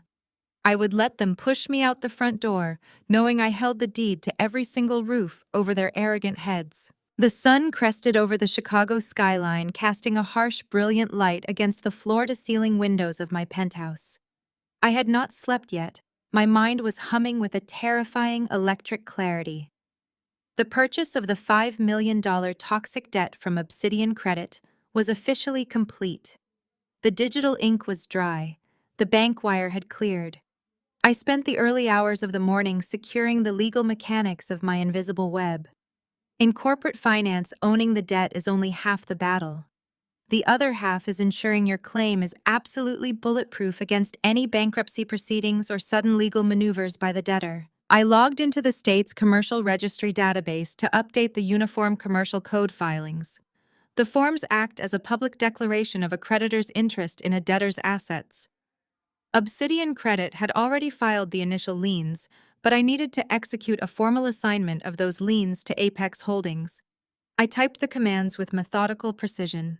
With a few keystrokes, the liens on the tech company's operational assets, the intellectual property, and the server farms were transferred to my anonymous entity. I did the same for the real estate collateral. I formally transferred the deeds of trust securing the Chicago mansion, the Ohio retirement property belonging to Patricia and Richard, and the Atlanta estate owned by Jamal and Samantha. By 9 in the morning, the invisible web was completely woven. Apex Holdings was the undisputed primary secured creditor. If Zenith Solutions fell, I held the highest priority claim. No bankruptcy judge, no probate court, and certainly no forged will could supersede my position. I essentially owned the financial souls of the entire Ohio family, and they were completely oblivious. But securing the debt was only the first phase of the operation. I needed to guarantee that Jamal could not escape the federal tax liabilities David had amassed. I opened a secure encrypted communication portal that I frequently utilized to coordinate with federal regulators during hostile liquidations. I drafted an anonymous tip to the Internal Revenue Service Criminal Investigation Division. As a corporate liquidator, I knew exactly what language to use to trigger an immediate high-priority audit. I detailed the exact routing numbers of the dummy accounts David used to siphon the $8 million in employee payroll taxes. I provided the specific dates of the transfers and the tax identification numbers of the shell companies established in Ohio. I did not mention David's death. I simply presented a meticulously documented report of ongoing massive federal tax evasion at Zenith Solutions. Then I added the final, most crucial piece of information. I noted that a new interim chief executive officer, Jamal, had just legally assumed full operational and financial control of the entity. I attached a copy of the emergency corporate injunction Jamal had proudly filed the previous day. I pressed send. The federal tripwire was set. The automated auditing systems would immediately flag the missing $8 million. When the federal agents came knocking, they would not be looking for a dead founder. They would be looking for the arrogant man currently sitting behind the executive desk, actively claiming authority over the stolen funds. My secure phone vibrated on the desk. It was Harrison. The probate court just processed Jamal's latest filings. Harrison reported, his voice a mix of professional awe and disbelief. He is moving incredibly fast, Claire. He just submitted a formal assumption of liability declaration. He is terrified that the court might appoint an independent executor to manage the tech company while the will is being verified. To prevent that, he officially guaranteed the company's operating debts using his own personal assets as a demonstration of financial stability. I smiled, the cold satisfaction spreading all the way to my fingertips. He personally guaranteed the operating debts. He signed a blanket assumption, Harrison confirmed. He thinks the company is a cash cow. He wants to prove to the probate judge that he is the only logical choice to guide Leo's inheritance. He has no idea he just voluntarily co-signed an $8 million federal tax fraud and a $5 million toxic loan. He practically gift-wrapped his own financial execution. Do not object to the filing, I instructed smoothly. Let the judge stamp it. I want Jamal's name permanently cemented to every single liability David left behind. Make sure the court records clearly reflect that his assumption of control is absolute and undisputed. It is done, Harrison said. The hearing to finalize the asset transfer and validate the new will is scheduled for the end of the month. They requested expedited proceedings. Perfect, I replied. Let them rush toward the cliff. I will be at the estate by noon to play my part. I powered down the server rack and stepped away from the glowing monitors. The apex predator was returning to the shadows. It was time to resurrect the fragile, broken widow. I walked into the penthouse bathroom and splashed cold water on my face. I deliberately avoided looking at the expensive skincare products lining the counter. I needed my skin to look dull and exhausted. I pulled my hair into a sloppy, uneven knot, letting loose strands fall haphazardly around my face. I slipped into the cheap, oversized gray sweater and the faded jeans I had packed the night before. The rough fabric felt foreign against my skin, a stark contrast to the tailored suits I wore when dismantling corporate empires. I looked in the mirror. The woman staring back at me looked small, defeated, and entirely devoid of power. She looked like a woman who could be easily crushed by an aggressive financial consultant and a cruel mother-in-law. The disguise was flawless. I left the penthouse, the heavy security doors locking automatically behind me. I took the service elevator down to the alleyway and hailed a standard city cab. I gave the driver the address of the $2 million Chicago estate. As the cab navigated through the morning traffic, I practiced my breathing. I made my breaths shallow and rapid. I forced my shoulders to slump forward, physically embodying the heavy, suffocating weight of grief and betrayal. When the cab pulled up to the grand wrought iron gates of the estate, I paid the fare with crumpled cash and stepped out into the biting wind. The massive stone house looked exactly as I had left it yesterday. It was a monument to a fraudulent marriage, a beautiful, empty shell built on a foundation of lies and stolen money. I walked up the long, curving driveway, dragging my feet slightly, letting the cold air sting my cheeks and coax a natural redness into my eyes. I unlocked the front door and stepped into the silent foyer. The grandfather clock ticked rhythmically in the hallway, counting down the minutes until my carefully orchestrated eviction. I left my small, battered suitcase by the front door, a pathetic symbol of my impending exile. I walked into the living room and sat on the edge of the expensive sofa, staring blankly at the marble fireplace. I was perfectly positioned. The invisible web was fully woven, spanning across state lines, binding the company, the bank accounts, and the very homes my enemies slept in. I just had to wait for them to walk through the front door and claim their hollow victory. The silence of the living room shattered when the heavy oak front door banged open.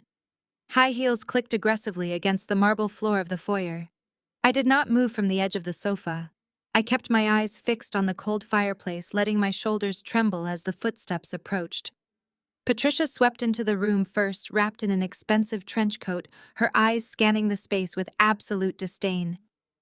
Samantha flanked her, holding a large designer tote bag and wearing a smile so sharp it could cut glass. They did not knock. They did not announce themselves.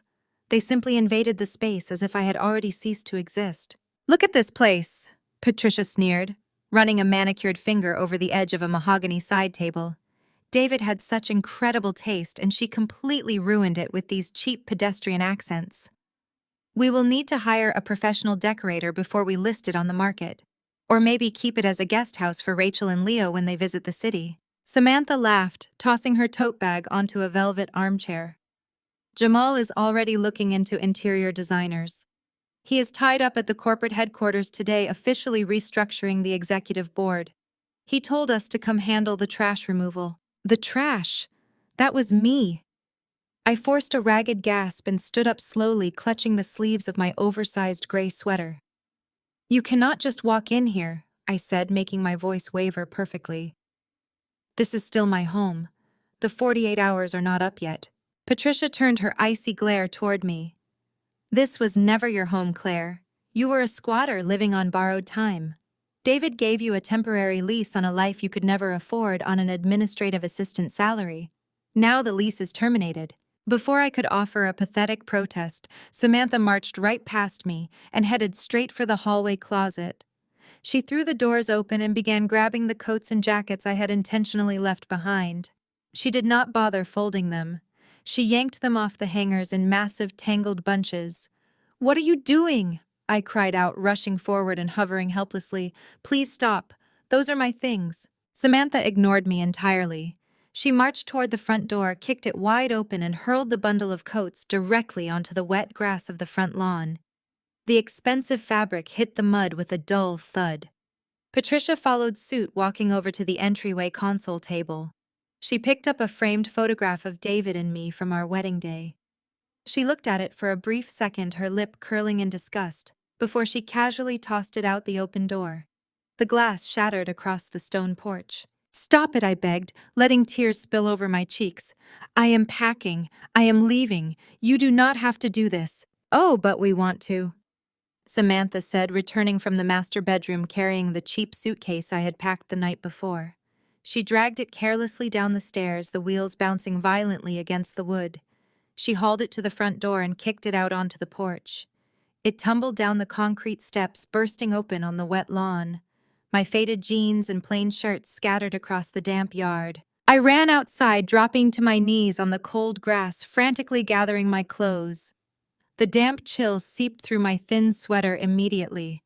I looked like an absolute wreck, a desperate, broken woman desperately trying to salvage scraps of a ruined life.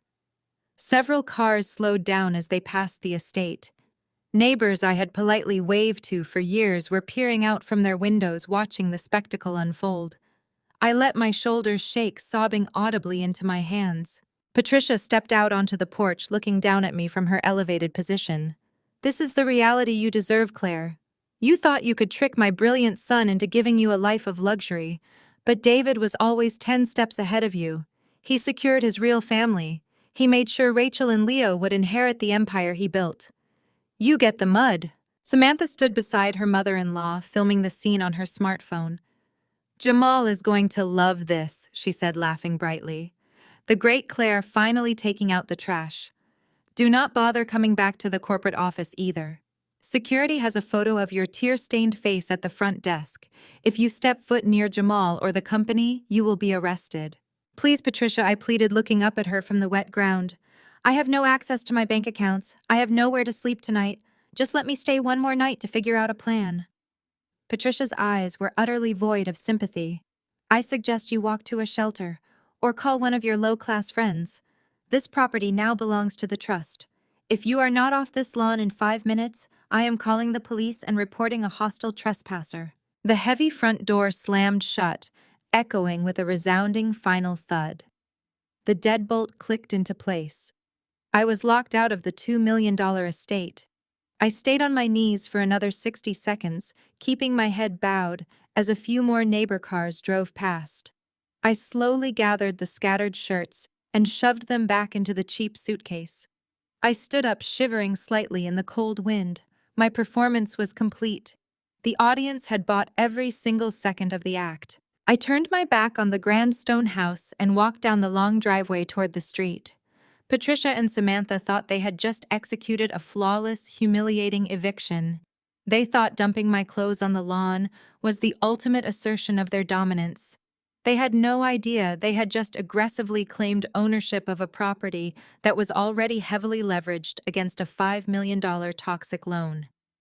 By physically taking possession of the estate and locking me out, they provided the exact legal evidence I needed to prove their hostile assumption of the assets.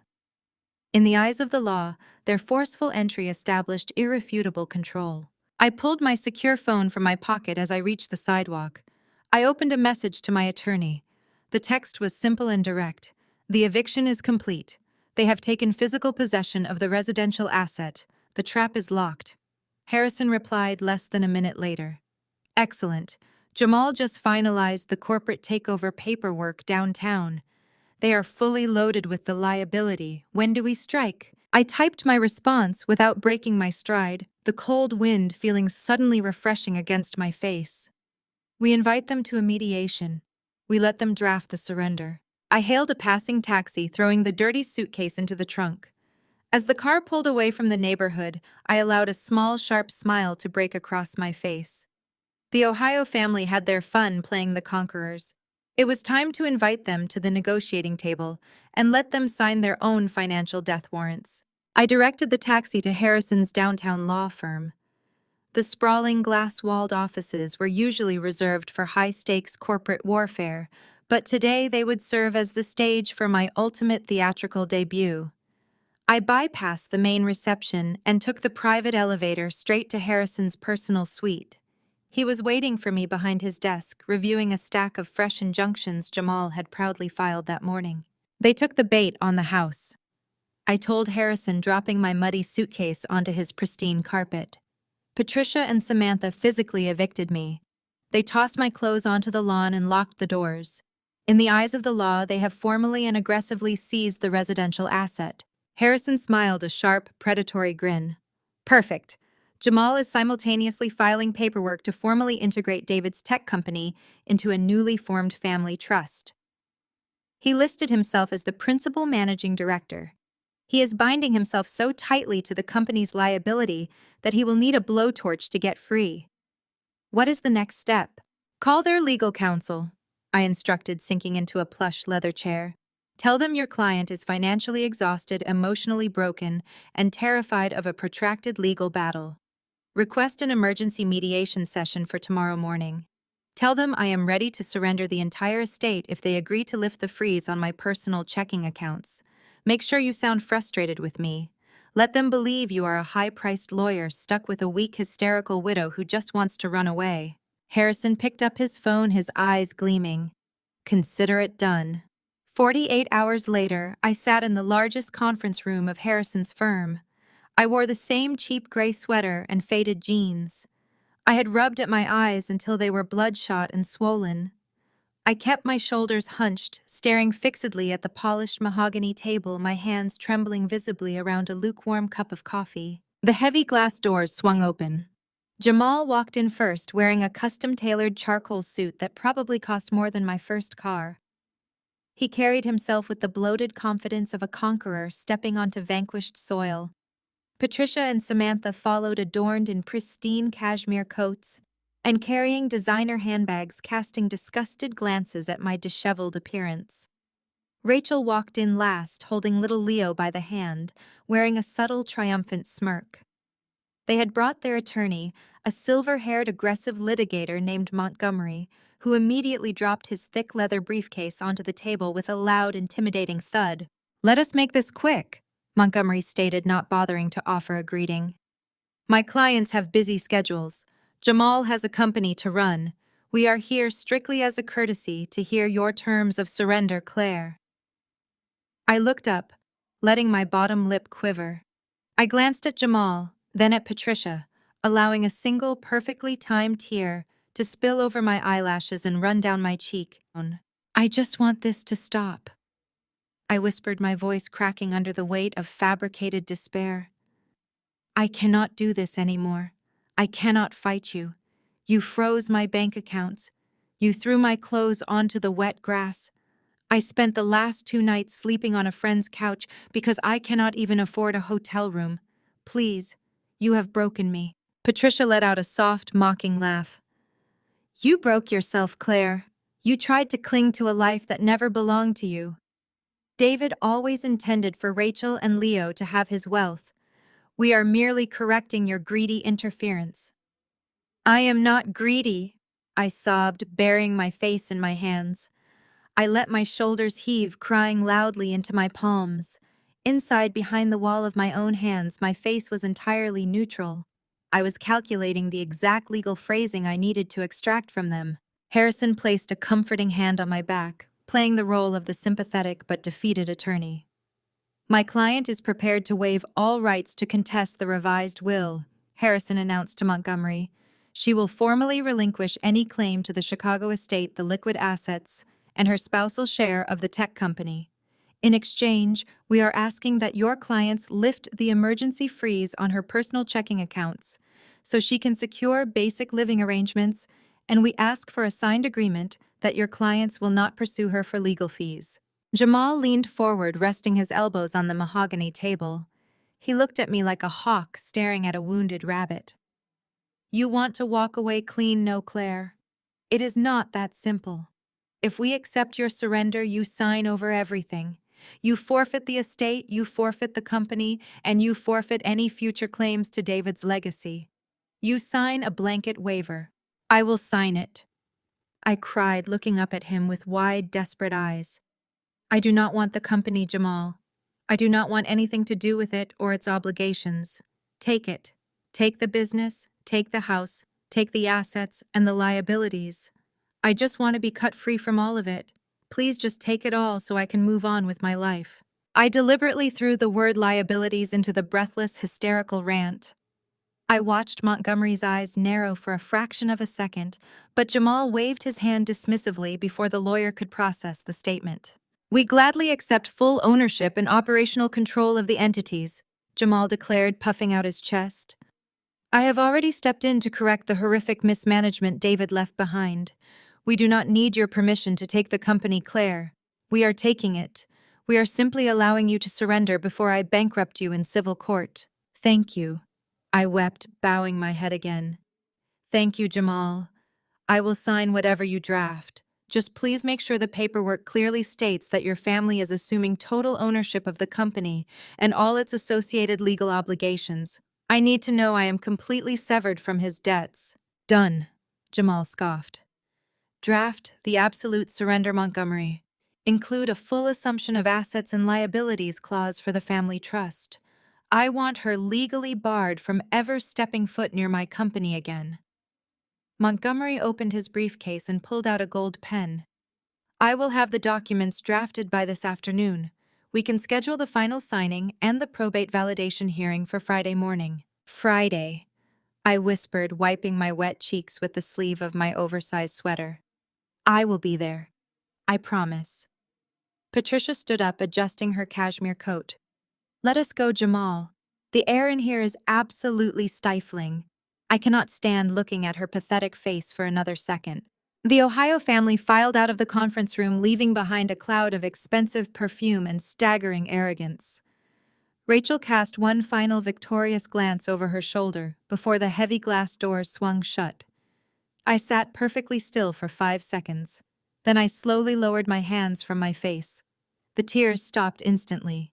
I reached for my lukewarm coffee, took a slow sip, and turned to Harrison. They took it, I said, my voice dropping back to its cold, natural pitch. Jamal just explicitly demanded the assumption of liabilities clause on the record. Harrison let out a heavy breath, shaking his head in absolute disbelief. He is so eager to prove he is the undisputed king that he just voluntarily chained his entire family to the bottom of the ocean. I will review Montgomery's drafts the second they arrive. If he includes the liability transfer, the trap is locked tight. He will include it, I stated, standing up and smoothing the wrinkles out of my jeans. Jamal's ego demands total control. He wants the legal documentation to prove he conquered me. I walked toward the floor-to-ceiling windows looking out over the city. Friday morning was the final hearing. They were bringing their gold pens and their victory speeches. I was bringing the apocalypse. The documents arrived at our office via an expedited legal courier just before noon the following day. Montgomery had wasted no time, likely propelled by Jamal barking orders over his shoulder. Harrison brought the thick stack of premium legal paper into the conference room and dropped it onto the glass table. The thud echoed like a gavel, sealing a guilty verdict. I did not wear the oversized gray sweater today. Behind closed doors, with only my attorney present, I wore a tailored charcoal blazer and sharp stilettos. I poured myself a black coffee and pulled the binder toward me. Let us see how tightly Jamal tied the knot, I said, flipping past the cover page. Harrison sat across from me, a highlighter spinning between his fingers. Montgomery is a seasoned litigator, but you can smell Jamal dictating every single paragraph. The language is incredibly aggressive. It reads less like a standard settlement and more like a total unconditional surrender treaty. I scanned the first section. The asset transfer clauses were exhaustive. Jamal made sure to list every single item of value tied to David's name. The Chicago estate, the offshore accounts, he falsely believed I possessed the intellectual property of Zenith Solutions, the physical servers, the office leases, and every piece of proprietary code. He even included a clause claiming ownership of the furniture currently sitting inside the Chicago house. He wanted to make absolutely certain I walked away with nothing but the clothes on my back. But I was not looking at the assets. Assets are just bait. I was looking for the teeth of the bear trap. I flipped to page 42, Section 4, Subsection B, the assumption of liabilities. My eyes traced the dense legal jargon, and a genuine, terrifying smile spread across my face. Jamal had outdone himself. In his absolute desperation to prevent me or any court-appointed executor from touching a single dime of Zenith Solutions, he had drafted an ironclad fortress around the company. "Listen to this," I read aloud, my voice steady and crystalline. The transferee defined collectively as the family trust managed by Jamal, Patricia, and Richard hereby assumes absolute, unconditional, and irrevocable responsibility for all debts, encumbrances, tax obligations, and corporate liabilities associated with Zenith Solutions, whether currently known pending or discovered retroactively. The transferee explicitly waives the right to contest any liability claims predating the execution of this agreement. Harrison let out a sharp bark of laughter. He actually put it in writing. He waived the right to contest retroactive liabilities. He is explicitly telling the court and any future creditors that he accepts the company with all its hidden flaws, no questions asked. He wanted to make sure I could never claim a portion of the company by arguing I was liable for its debts. I explained, tapping the page with a manicured fingernail. He thought I might try a backdoor legal maneuver to retain partial ownership by assuming some of the corporate risk, so he slammed that door completely shut. He built a titanium wall to keep me out, entirely unaware that he was locking himself inside a burning building with no fire exits. I turned the page, searching for the guarantor's signatures. Jamal had not just signed on behalf of the trust. He had attached personal guarantor addendums for himself, Patricia, and Richard. They were putting their own personal wealth on the line to back the company, proving to the probate court that they were highly solvent and capable of managing Leo's inheritance. It was a massive display of financial ego. "Are their primary residences listed in the personal guarantor schedules?" I asked, keeping my eyes glued to the text. Harrison flipped to the back of his copy. "Yes." Jamal listed his Atlanta mansion. Patricia and Richard listed their Ohio estate. They offered them up as proof of liquidity. They are legally pledging their own roofs to secure a company that is currently defaulting on a $5 million toxic loan and dodging $8 million in federal taxes. The sheer scale of their stupidity was breathtaking. David had already secretly leveraged their homes to secure the shadow loan from Obsidian Credit. Now Jamal was legally validating those exact liens in a formal settlement agreement submitted to a probate judge. By signing this document, Jamal was verifying to the court that those properties were valid collateral for Zenith Solutions. He was doing my job for me. He was handing Apex Holdings a perfectly wrapped court-approved mandate to foreclose on his entire family. "Sign it," I commanded, tossing the document back onto the table. "Sign everything. Initial every page. Do not contest a single comma." Harrison grabbed his pen. "Are you entirely sure about this, Claire? Once you sign this, you legally relinquish all marital claims to the estate. If your anonymous proxy purchase of the debt somehow falls through, you will actually be left with nothing." "The debt purchase is already secured," I stated, opening my laptop to verify the final wire transfers from Apex Holdings. "I hold the paper. I hold the liens. This contract just makes my collection process completely frictionless. They are waiving their right to fight me." I took the heavy gold pen from Harrison and began signing my name on the surrender documents. I signed away the $2 million house I had meticulously decorated. I signed away the tech company I had watched David build from a tiny rented office. I signed away every last scrap of the life I thought I had. With every stroke of the pen, I felt a heavy, suffocating layer of my past falling away. I was not losing an empire. I was shedding a massive toxic anchor. When I reached the final page, I signed my name with a flourish. I pushed the stack of papers across the desk. "Send them back to Montgomery," I instructed. "Tell him I am devastated. Tell him I spent the entire morning crying in your office. Tell him I am terrified of Jamal and just want the probate hearing to be over so I can disappear." Harrison gathered the documents, placing them carefully into a secure folder.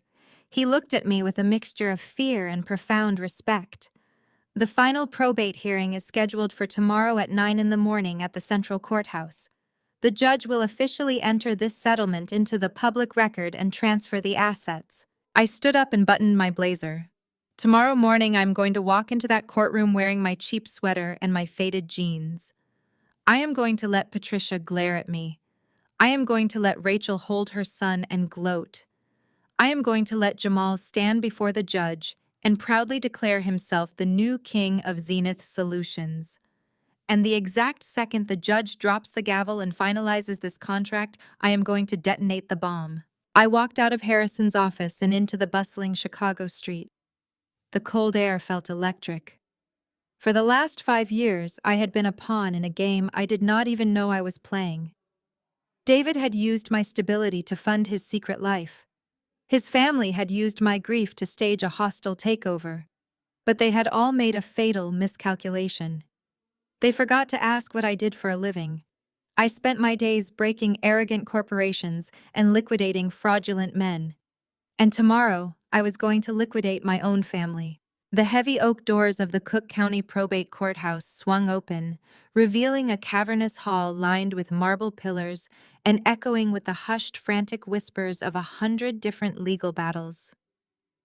I walked through the metal detectors with my head bowed, shivering in the oversized gray sweater. Harrison walked beside me carrying a single slim briefcase. He played the part of the grim, defeated counselor, perfectly matching my slow, hesitant pace as we made our way to courtroom 4. We took our seats at the petitioner table. The room was mostly empty, save for a bored bailiff and a court reporter organizing her transcript machine. 10 minutes later, the double doors at the back of the courtroom opened with a forceful, dramatic swoosh. Jamal led the procession. He wore a navy pinstripe suit that screamed Wall Street aggression, his stride long and commanding. Patricia and Richard followed closely behind him, dressed in somber but impeccably tailored dark clothing, looking every bit the grieving but dignified aristocratic parents. Samantha walked next to her mother carrying a crocodile skin handbag and wearing an expression of pure, unadulterated smugness. Rachel brought up the rear, holding little Leo by the hand. Rachel wore a tasteful black dress and a string of pearls that I recognized instantly. They were the pearls David had bought for my 30th birthday. I felt a fleeting rush of bile in my throat, but I immediately swallowed it down, forcing my eyes to fill with manufactured, humiliated tears. Montgomery, their silver-haired attorney, marched directly to the respondent table and slammed his thick leather briefcase down. He did not even bother to look in my direction. He immediately began pulling out the heavy stacks of premium legal paper, organizing them for the judge. Jamal did not sit down. He walked around the wooden partitions separating our tables and stood directly over me. I shrank back in my wooden chair, pulling the sleeves of my cheap sweater over my knuckles. "I am glad you decided to show up, Claire," Jamal said, his deep voice echoing in the quiet courtroom. "For a moment, yesterday, I thought you might try to run and drag this out. It is good to see you finally accepting reality." I kept my eyes glued to the scuffed toes of my boots. "I just want it to be over," I whispered, my voice shaking with a perfectly calibrated tremor. "I signed everything your lawyer asked for. Just please let me go after this." Samantha leaned over the wooden rail, getting close enough that I could smell her expensive floral perfume. "You will be free to go back to your miserable little life," Samantha hissed quietly. "David built an empire and you contributed absolutely nothing to it. You are just a clerical worker who got lucky for a few years."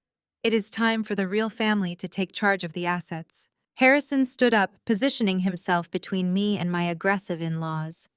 That is enough, he stated firmly. My client has agreed to a total unconditional surrender of the marital assets to avoid further emotional distress. There is no need for grandstanding. We are just waiting for the judge to formalize the decree. Jamal laughed, a rich, booming sound of pure victory. I am not grandstanding, counselor.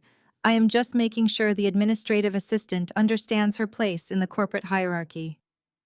The heavy door behind the bench opened, and the judge entered the room. Everyone scrambled to stand. The bailiff called the court to order, and we all took our seats. The judge, a stern-looking man with sharp eyes, put on his reading glasses and opened the massive file Montgomery had submitted. This is a highly unusual settlement. The judge began looking directly at me. Mrs. Reynolds, I am looking at a comprehensive waiver of your spousal rights. You are relinquishing all claims to the primary residential estate in Chicago, all liquid capital within the marital accounts, and your entire stake in Zenith Solutions. Furthermore, you are allowing the interim chief executive officer Jamal and the family trust to assume total operational and financial control. Yes, Your Honor, I squeaked out, wiping a fake tear from my cheek. The judge frowned, clearly concerned by my disheveled appearance and apparent desperation.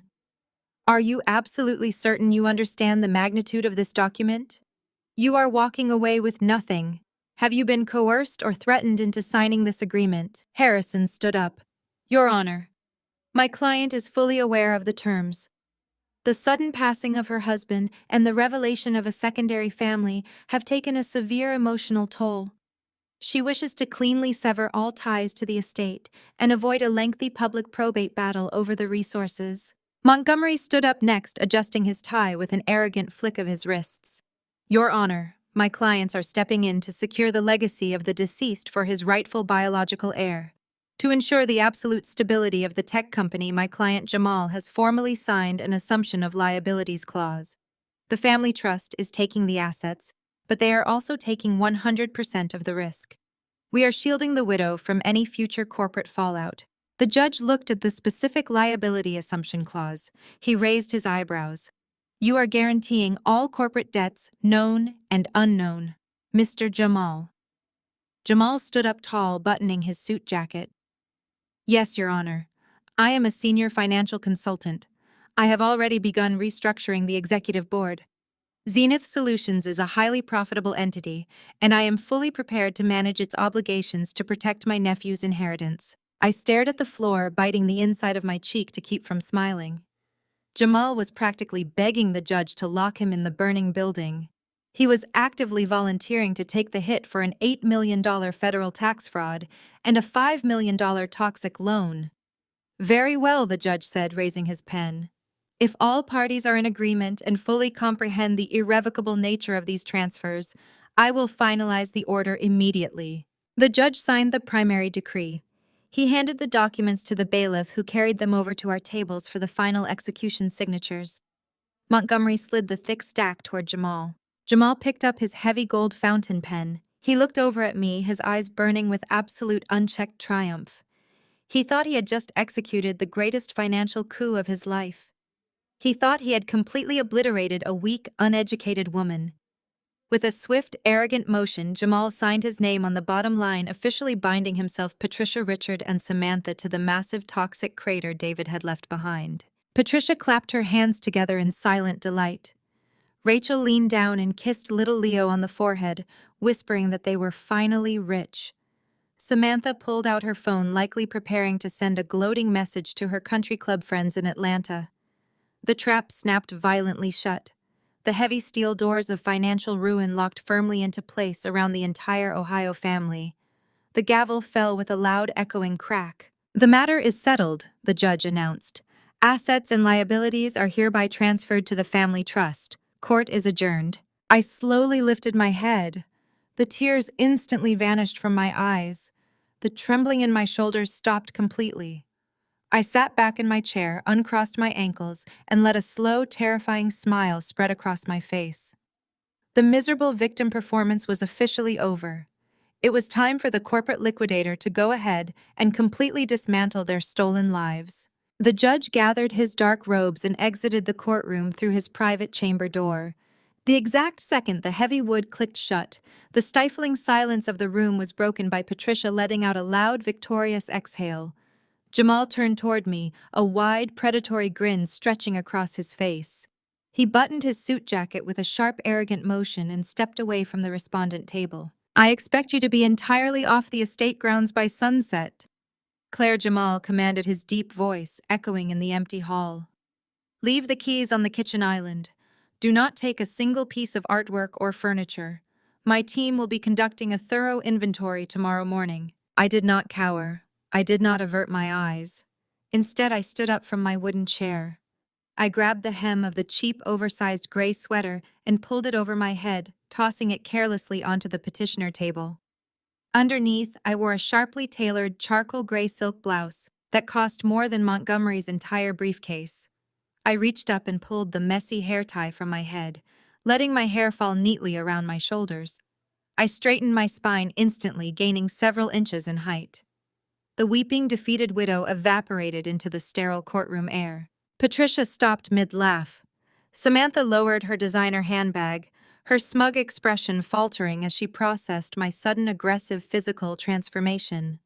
Rachel pulled little Leo closer to her side, her eyes darting nervously toward the heavy courtroom doors.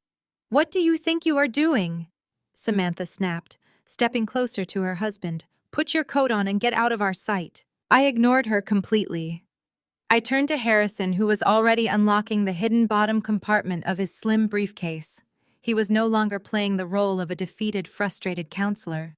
He stood up tall, his eyes locked onto Montgomery with the lethal intensity of a shark smelling blood in the water. "The probate proceedings are officially concluded," I stated, my voice ringing off the marble walls with a cold, razor-sharp authority that made Jamal freeze in his tracks.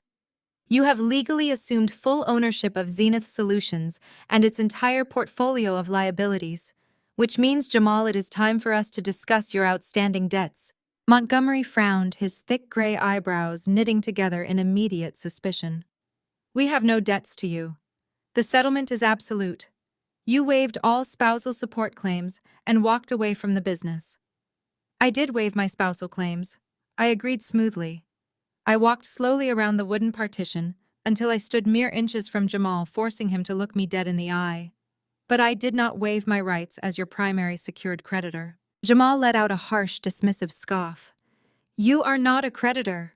You are an administrative assistant who just got legally fired from her own life. We owe you absolutely nothing, Harrison," I said, not breaking eye contact with my arrogant brother-in-law.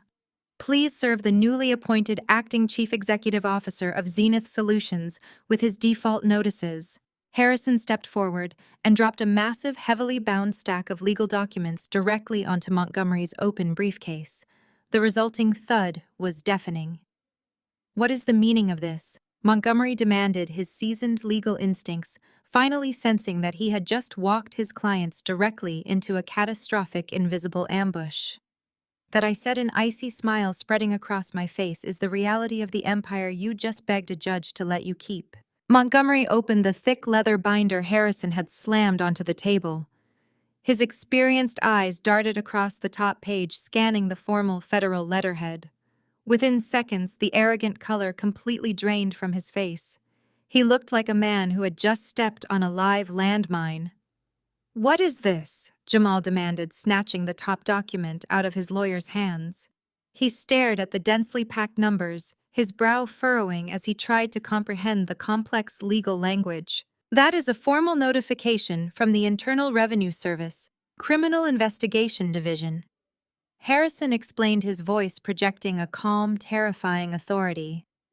"Your brother-in-law David was not the tech visionary you all believed him to be. He was running a massive, highly illegal shadow ledger. For the past 3 years, he systematically stole the federal tax withholdings from his entire payroll." Patricia gasped, clutching her designer handbag against her chest. "Stole? David would never do such a thing. He was a brilliant executive. He was a federal criminal," I corrected sharply, turning my cold gaze to my horrified mother-in-law. He routed $8 million in stolen employee taxes through dummy shell corporations to fund his secret life in Ohio. He used federal money to buy Rachel's estate, lease your luxury vehicles, and secure Leo's private trust fund. The company you just aggressively claimed ownership of is entirely hollow. It has zero actual liquid capital. Jamal threw the paper back onto the table, his chest heaving rapidly. This is a pathetic bluff. I personally reviewed the corporate filings. The public balance sheets were perfectly clean. You reviewed the fabricated public filings, I said, taking a deliberate step closer to him. You did not order a deep forensic audit because you were too arrogant to believe a grieving widow could outsmart you. If you had performed basic corporate due diligence, you would have found the gaping financial crater hiding behind his flashy marketing budgets. You were so desperate to steal my house and crown yourself the new king of Zenith Solutions that you blindly signed a blanket assumption of liability. Montgomery slowly looked up at Jamal, his professional composure completely shattered. Jamal Montgomery whispered, his voice trembling with sheer panic. You signed a binding guarantee in front of a probate judge. You explicitly waived the right to contest any retroactive liabilities. The federal government will not pursue a dead man. They are going to go after the acting chief executive officer who just legally claimed responsibility for the corporate accounts. Jamal stumbled backward, his hip hitting the edge of the respondent table. His dark eyes went wide with sudden suffocating realization. $8 million, he choked out, staring at the scattered documents as if they were venomous snakes. Payable immediately to the federal government, Harrison added cheerfully. But that is only the beginning of your problems today. The massive tax fraud is just the appetizer. Claire, would you like to present the main course? I stepped forward, pulling a slim black folder from Harrison's briefcase. I placed it gently on the wooden table right next to the devastating tax documents. Patricia let out a whimpering sound, clutching Richard's arm. Samantha looked frantically between her husband and her lawyer, her arrogant facade entirely dismantled. I opened the folder and spread 3 crisp legal documents across the mahogany surface. These are formal notices of default, I announced, ensuring my voice carried to the back of the courtroom. 8 months ago, David was bleeding cash so rapidly that he resorted to taking a $5 million mezzanine loan from a predatory shadow lender known as Obsidian Credit. The interest rate was 30% compounded monthly, and it included an immediate acceleration clause upon any missed payment. Jamal stared at the papers, sweat beading on his forehead. We missed the payment, Jamal concluded, panic rising in his chest. You missed the payment 3 days ago, I confirmed with a sharp nod. But the most interesting part of that toxic loan is the collateral David pledged to secure it. He forged my signature to use the Chicago estate. But he also needed more leverage. He needed clean residential assets. I slid the first foreclosure notice directly in front of Patricia and Richard. David pledged your sprawling retirement property in Ohio, I said, watching Richard's jaw drop in absolute horror. He used your blank surety bonds to cross-collateralize his debt. Then I slid the second document in front of Samantha. He also pledged your luxury gated mansion in Atlanta, utilizing the blank advisory agreements Jamal signed 5 years ago. David effectively handed the bank the deeds to every single roof over your heads. Montgomery snatched the documents from the table, his hands shaking violently as he reviewed the legal covenants. He cannot do that, Montgomery stammered, frantically flipping pages. These liens would be tied up in probate court for a decade. A standard bank would never seize these immediately. You are absolutely right, I agreed smoothly. A standard bank would hate the friction of collecting residential collateral across 3 different state lines. Obsidian Credit wanted an immediate exit when David died. They were desperate to sell that highly distressed debt for pennies on the dollar to any private entity willing to assume the collection risk. Montgomery stopped breathing. His eyes darted to the top of the foreclosure notices, locking onto the creditor letterhead. Apex Holdings. Montgomery read aloud, his voice dropping to a terrified whisper. He scanned down to the execution signature line at the bottom of the demand letters. All the color drained from his face, leaving him looking like a ghost standing in a tailored suit. He looked at Jamal, then slowly turned his horrified gaze toward me. Jamal slammed his hands on the table. What is it? Jamal demanded, his voice cracking. Who is Apex Holdings? I tilted my head, locking eyes with my arrogant brother-in-law. Read the name of the chief executive officer, Montgomery. Montgomery swallowed hard, his hands trembling so severely the paper rattled. The registered owner and chief executive officer of Apex Holdings is Claire Reynolds. He gasped. The absolute silence that followed Montgomery's declaration felt heavier than the crushing Chicago winter. For 10 agonizing seconds, nobody moved.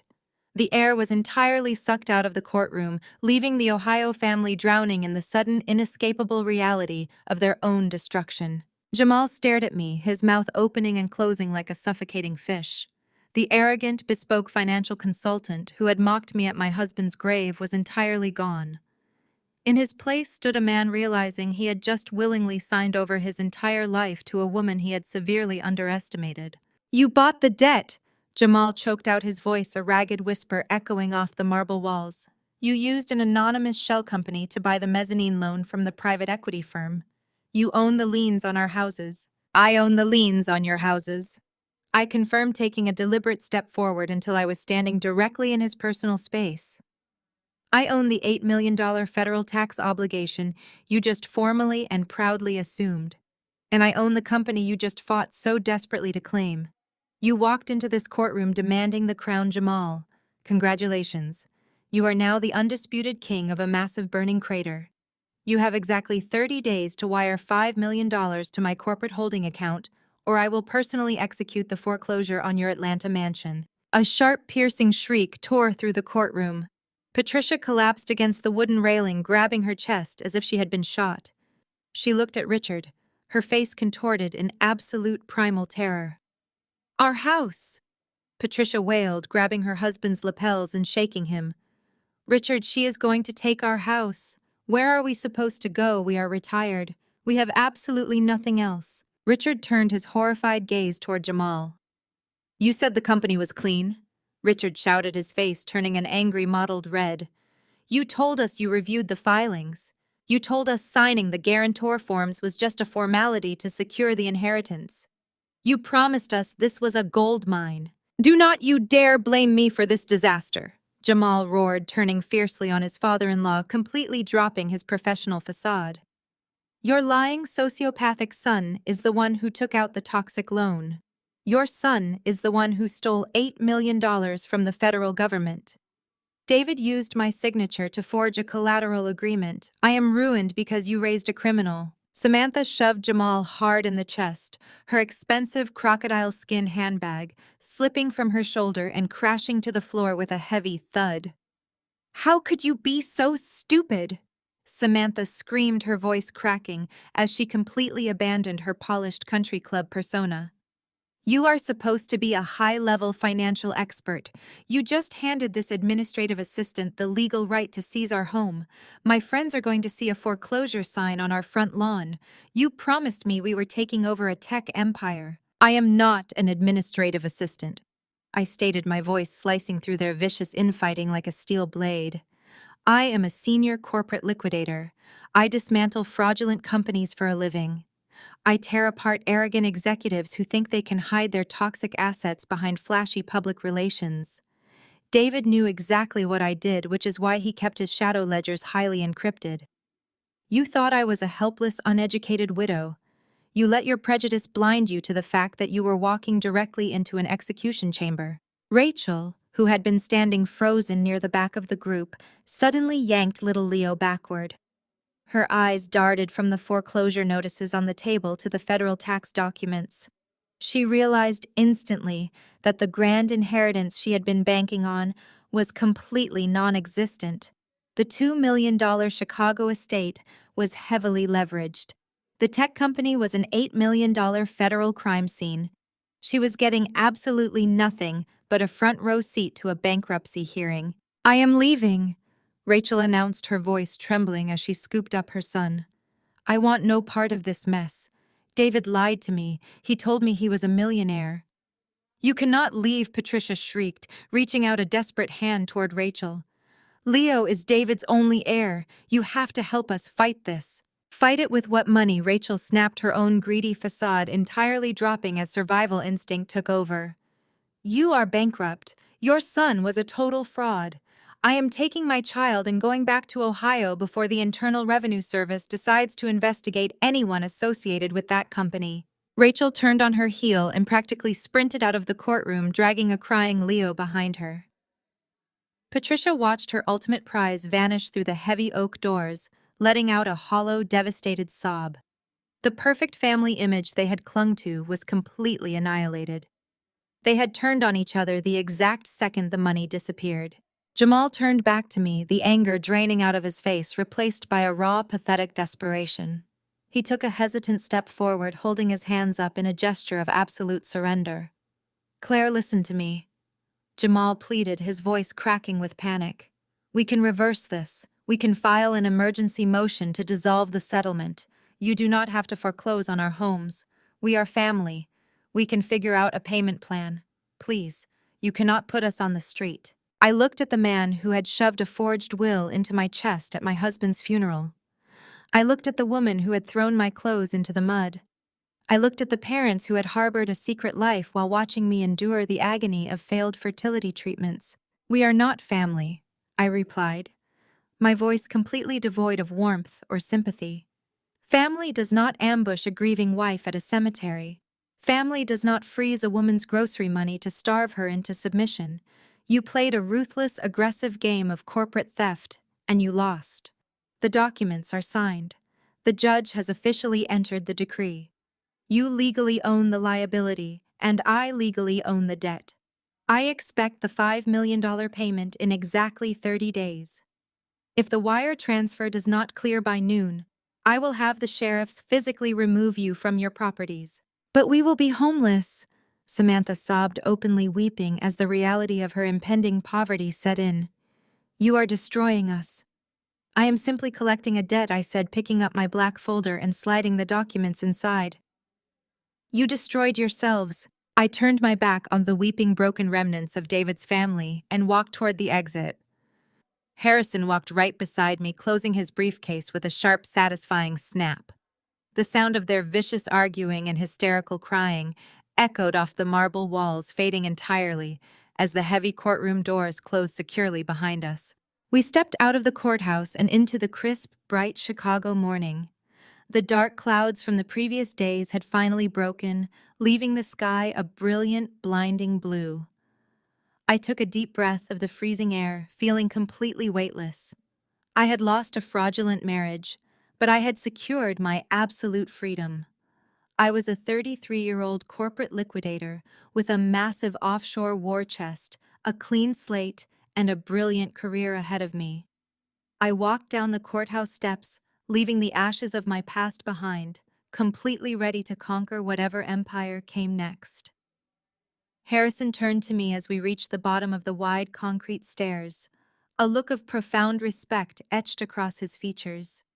He shook his head slowly, admiring the sheer precision of the financial demolition we had just finalized inside those walls. "You really did not leave them a single way out," Harrison remarked, adjusting his overcoat against the brisk wind. "The Internal Revenue Service is going to tear through Jamal's accounts by the end of the fiscal quarter. He will be facing federal indictment before the leaves change color." "They built a house out of greed," I replied, looking up at the towering glass skyscrapers of the financial district. "I simply provided the wind." I hailed a passing taxi, slipping into the back seat and leaving the courthouse and the treacherous family trapped inside it firmly in the rearview mirror. My new life was just beginning, and it belonged exclusively to me. The harrowing narrative of Claire dismantling her treacherous in-laws serves as a profound exploration of betrayal. More importantly, it highlights a crucial life lesson about how true power lies in absolute independence and emotional detachment from toxic relationships. Often we are conditioned to blindly trust those who share our blood or our name, believing that familial bonds naturally equate to unconditional loyalty. However, as the story masterfully demonstrates, predators frequently wear the mask of family. When Claire was faced with the ultimate betrayal at her most vulnerable moment during her husband's funeral, her survival did not stem from weeping or begging for the empathy her in-laws inherently lacked.